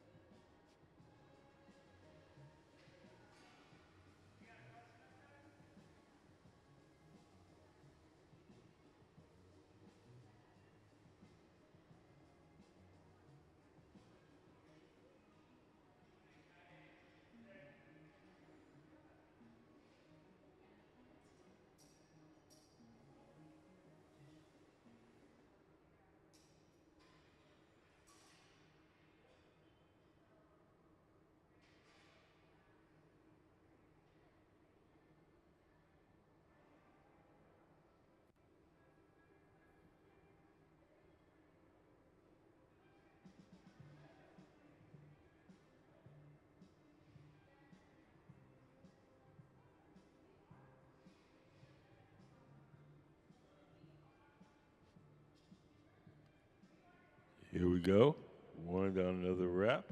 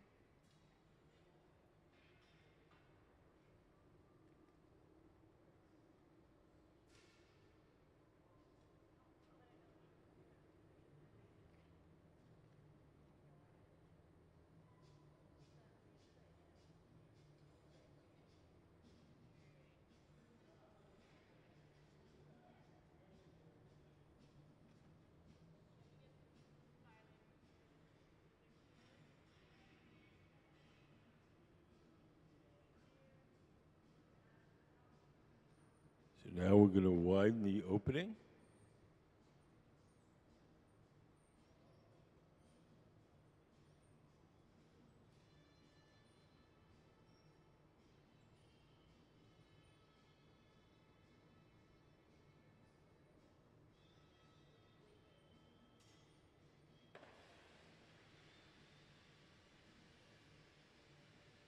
Today we're working with our guest artist, Kimberly Thomas.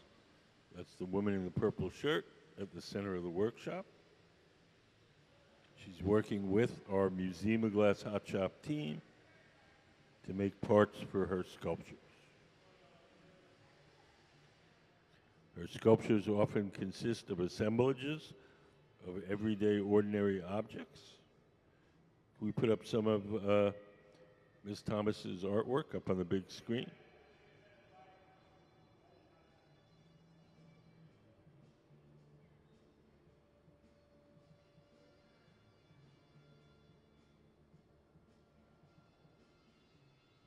Sometimes there's these sort of crazy imaginary inventions. This is a cloud riding machine. Ms. Thomas is a flame worker. She works with pre-made rods and tubes of glass to make her sculptures, and she makes them really tiny. So, a completed sculpture will be something that's like this big here.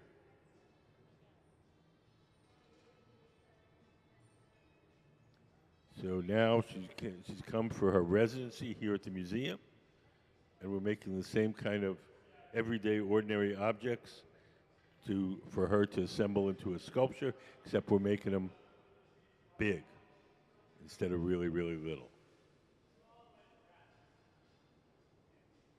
So this is a 5-gallon bucket have our models on the floor. And she wants them to look old and used. So you can see they're a little lumpy and scratched up. That's part of the look that she wants.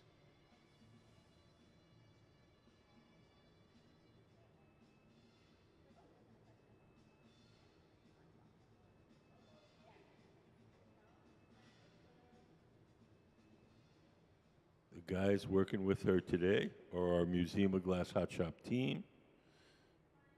They work for the museum. They're super talented.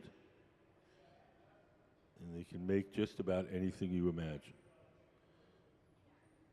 When we work with an artist who's not a furnace glassblower, like Ms. Thomas, she comes up with designs, and our team makes her designs. We've had ceramicists, basket weavers, painters, musicians, all as guest artists, and they come up with ideas, and our guys make them.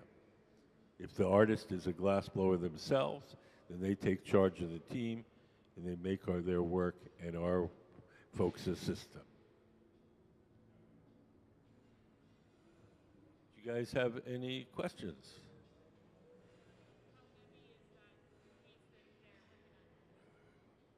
I'm really bad at guessing. I'd say 12 pounds, maybe. But it's 12 pounds at the end of that pole, so it feels like a whole lot more. If you can imagine picking up a bowling ball with a fishing pole.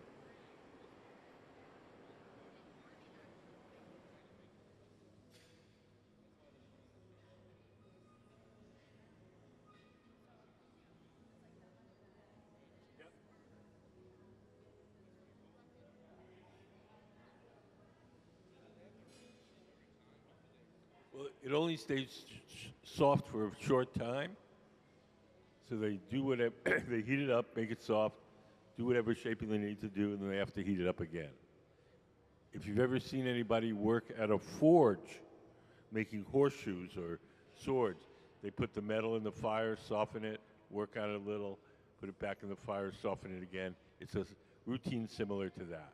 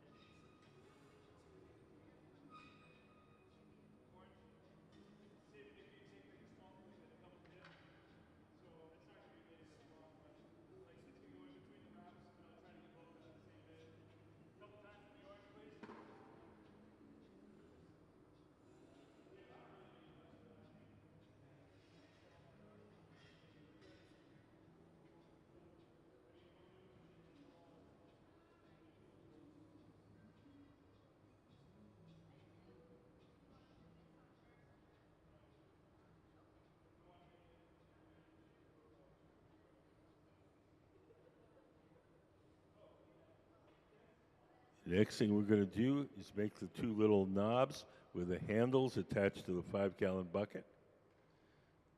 Jack, on the left, in the gray shirt, he's going to prepare the glass. He's getting clear glass from our furnace. He's going to roll it in little chips of colored glass called frit. And to make it same orange as the bucket. All the colors you see while we're working are distorted by the heat. When it cools off, it should be the same kind of orange utility bucket color. We've also sifted a little bit of browns and blacks on it to make it look funky. So the base will be orange, but there'll be it'll be kind of dirty looking.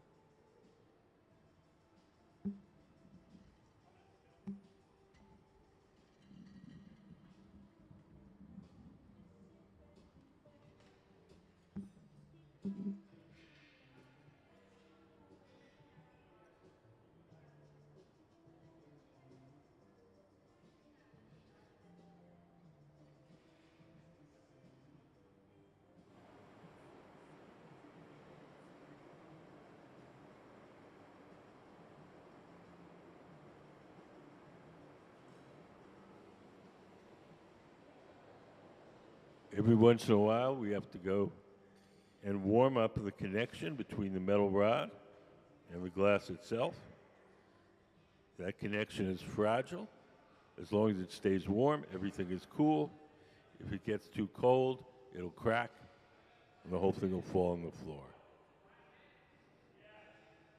When I say cold, I mean below 900 degrees.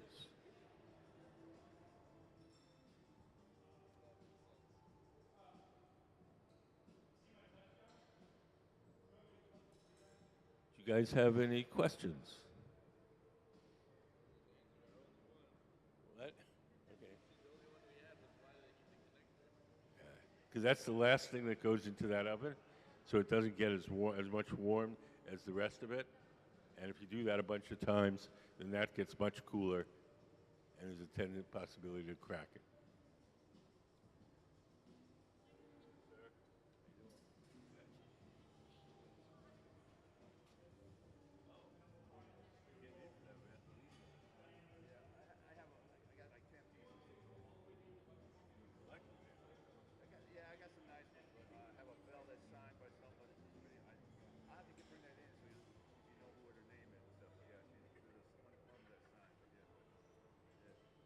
It's fun.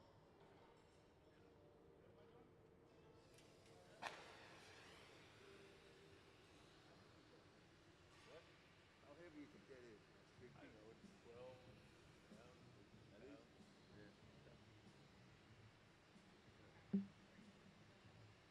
It's not super thick. Oh, it's not that thick? Okay.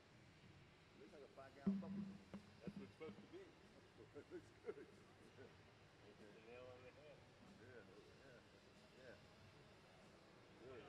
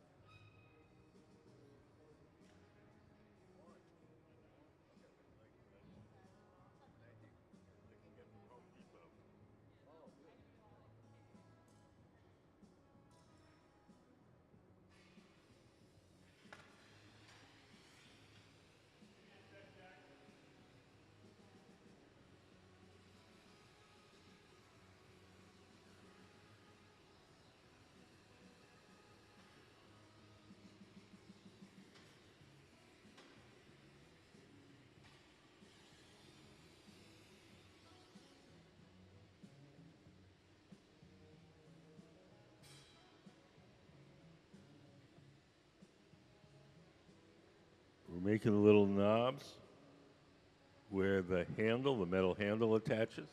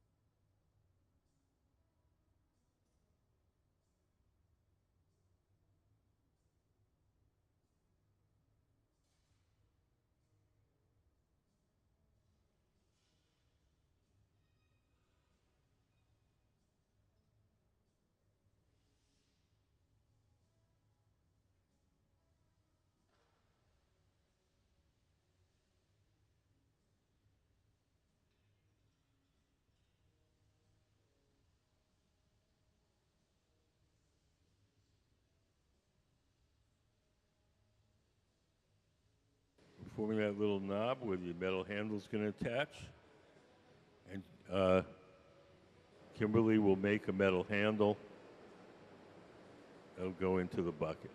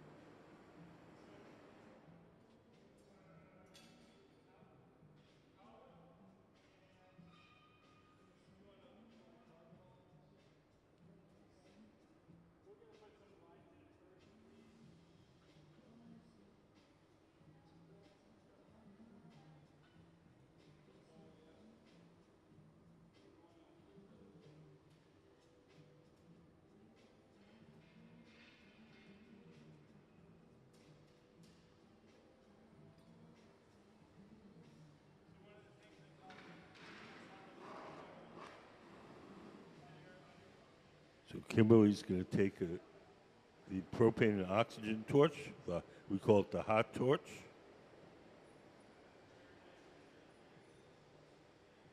She's going to heat up some areas and scuff it up to make it look used.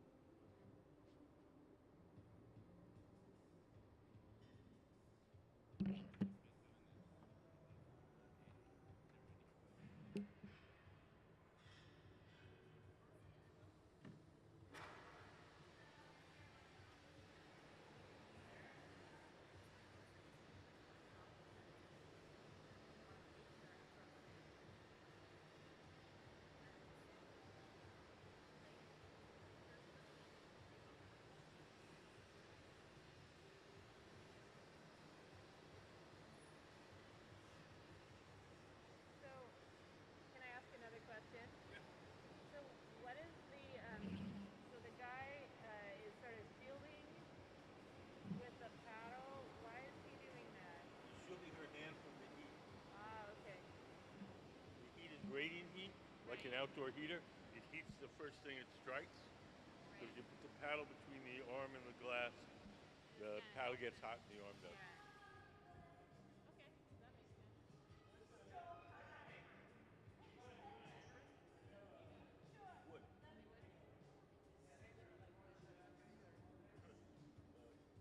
How would you know?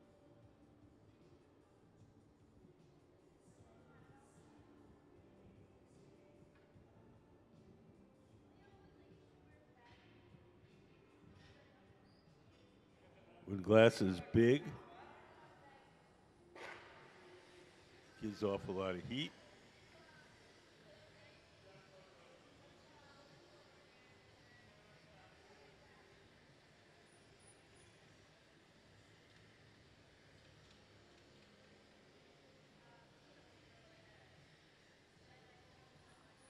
bringing out the Kevlar apron.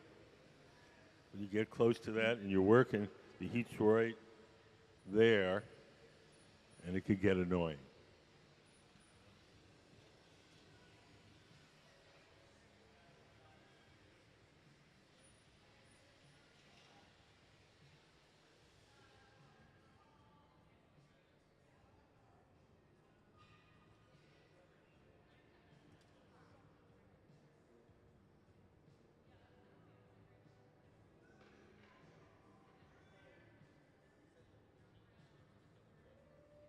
Yeah.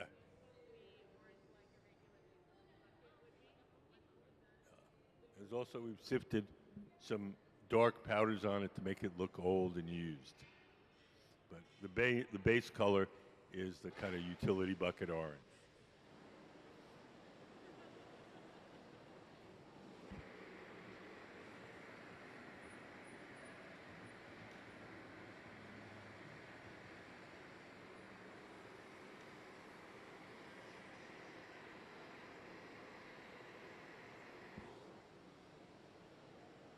You have to be very careful with the connection between the bucket and the metal rod.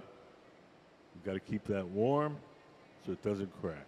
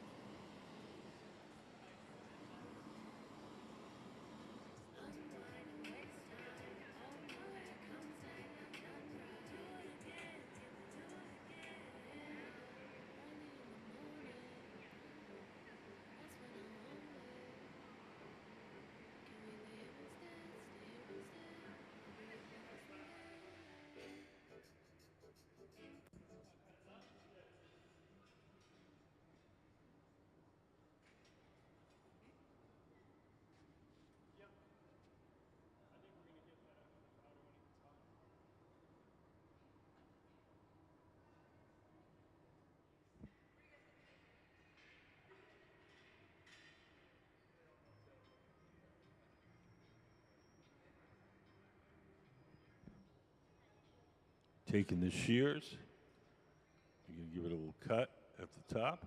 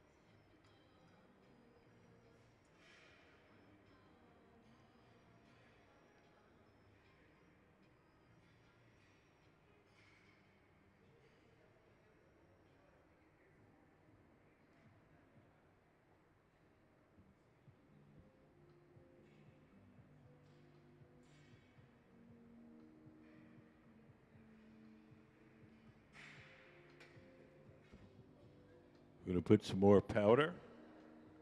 This time I think on the inside. Go over to our powder booth. Can we see the powder booth camera?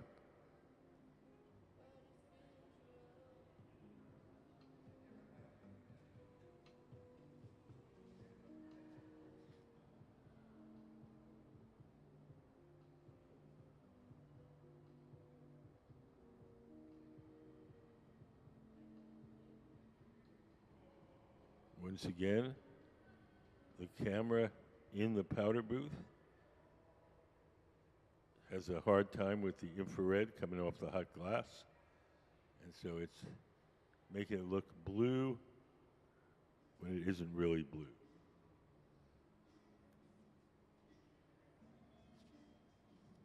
How you doing?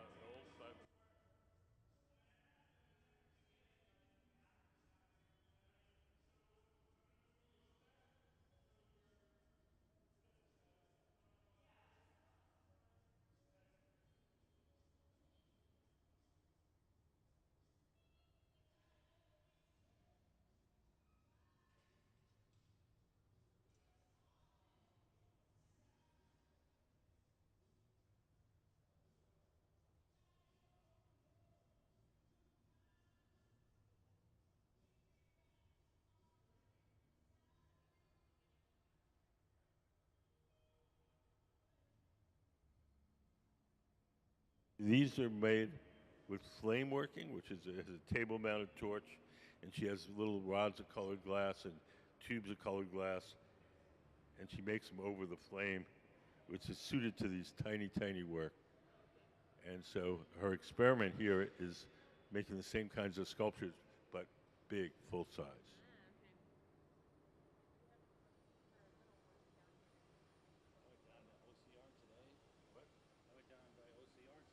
Uh-huh. I didn't realize how really expensive color is. It's really. It really is, I know. I was just getting chunks, just this big just to try the sizes out. It's expensive. They sell like, they have a discounted chunk. If it's in their scrap bin, yes, but if it's not, then it's paid. I spent a ton on for my residency, but I didn't use most of it, so you can return it. And you return well, you can't return pieces, you can return unused bars. That's one thing I got to do this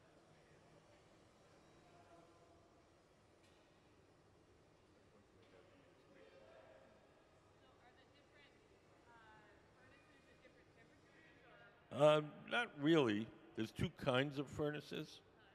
There's the glass furnaces and the glory holes. The glory holes are the round ones with the doors open.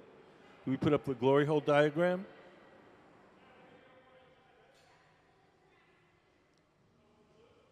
So they're just a brick barrel with a gas burner in the side, and they're just for heating and softening the glass. The ones with the doors closed, those are the glass furnaces, and those have the big tanks of molten glass in. We put the glass furnace diagram up. So there's two different kinds. The glass, all the glory holes are the same, all the glass furnaces are the same.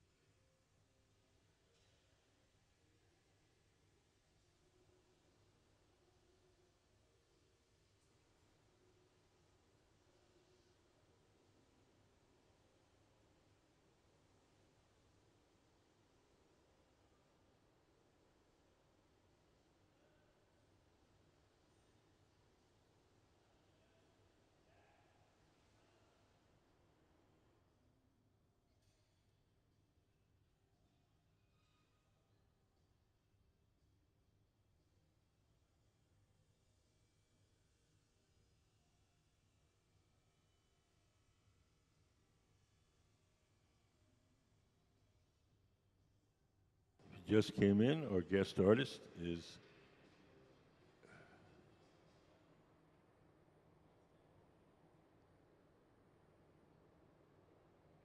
Kimberly Thomas in the silver apron. She's working with our Museum of Glass Hot Shop team, and she wanted them to make a beat-up old utility bucket, 5-gallon bucket.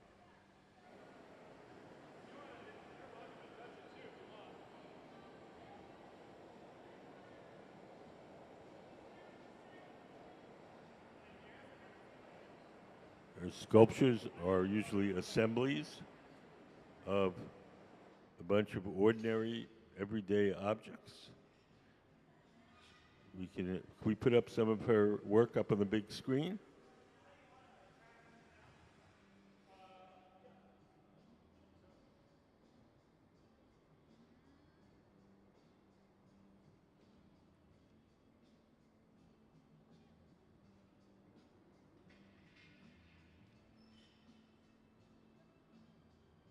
She normally works with what we call flame working, with a bench-mounted torch and thin rods and tubes of colored glass.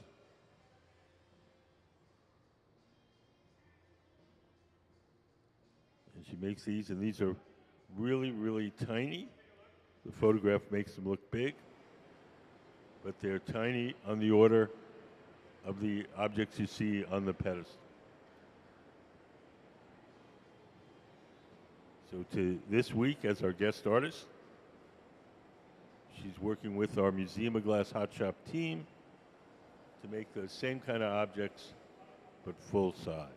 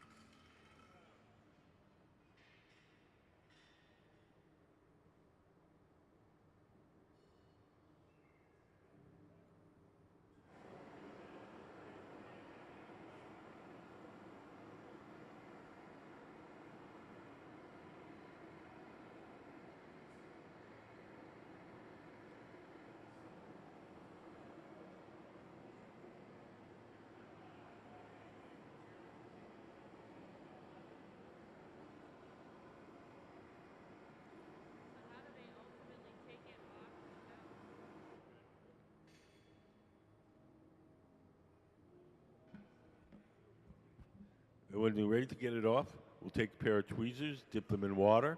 We'll drip some water on the joint between the rod that's holding it and the sculpture itself. The water will crack that joint, and just a light tap will release it. The man in the silver coat is going to catch it and carry it to our annealing oven, where it will be cooled slowly overnight.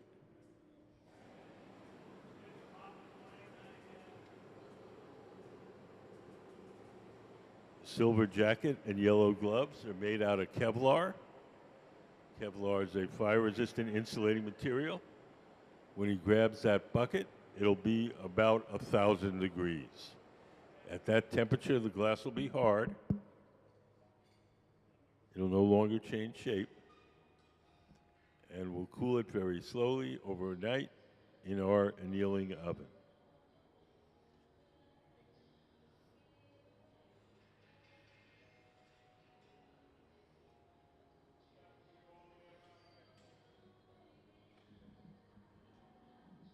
He's dripping the water now.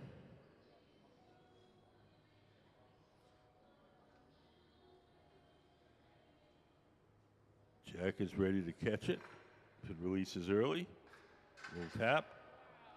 Ooh, and off it comes.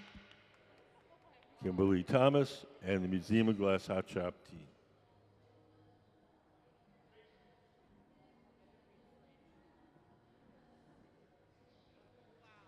So that concludes our demonstrations for this afternoon. Anybody has any questions, I'd be happy to answer them.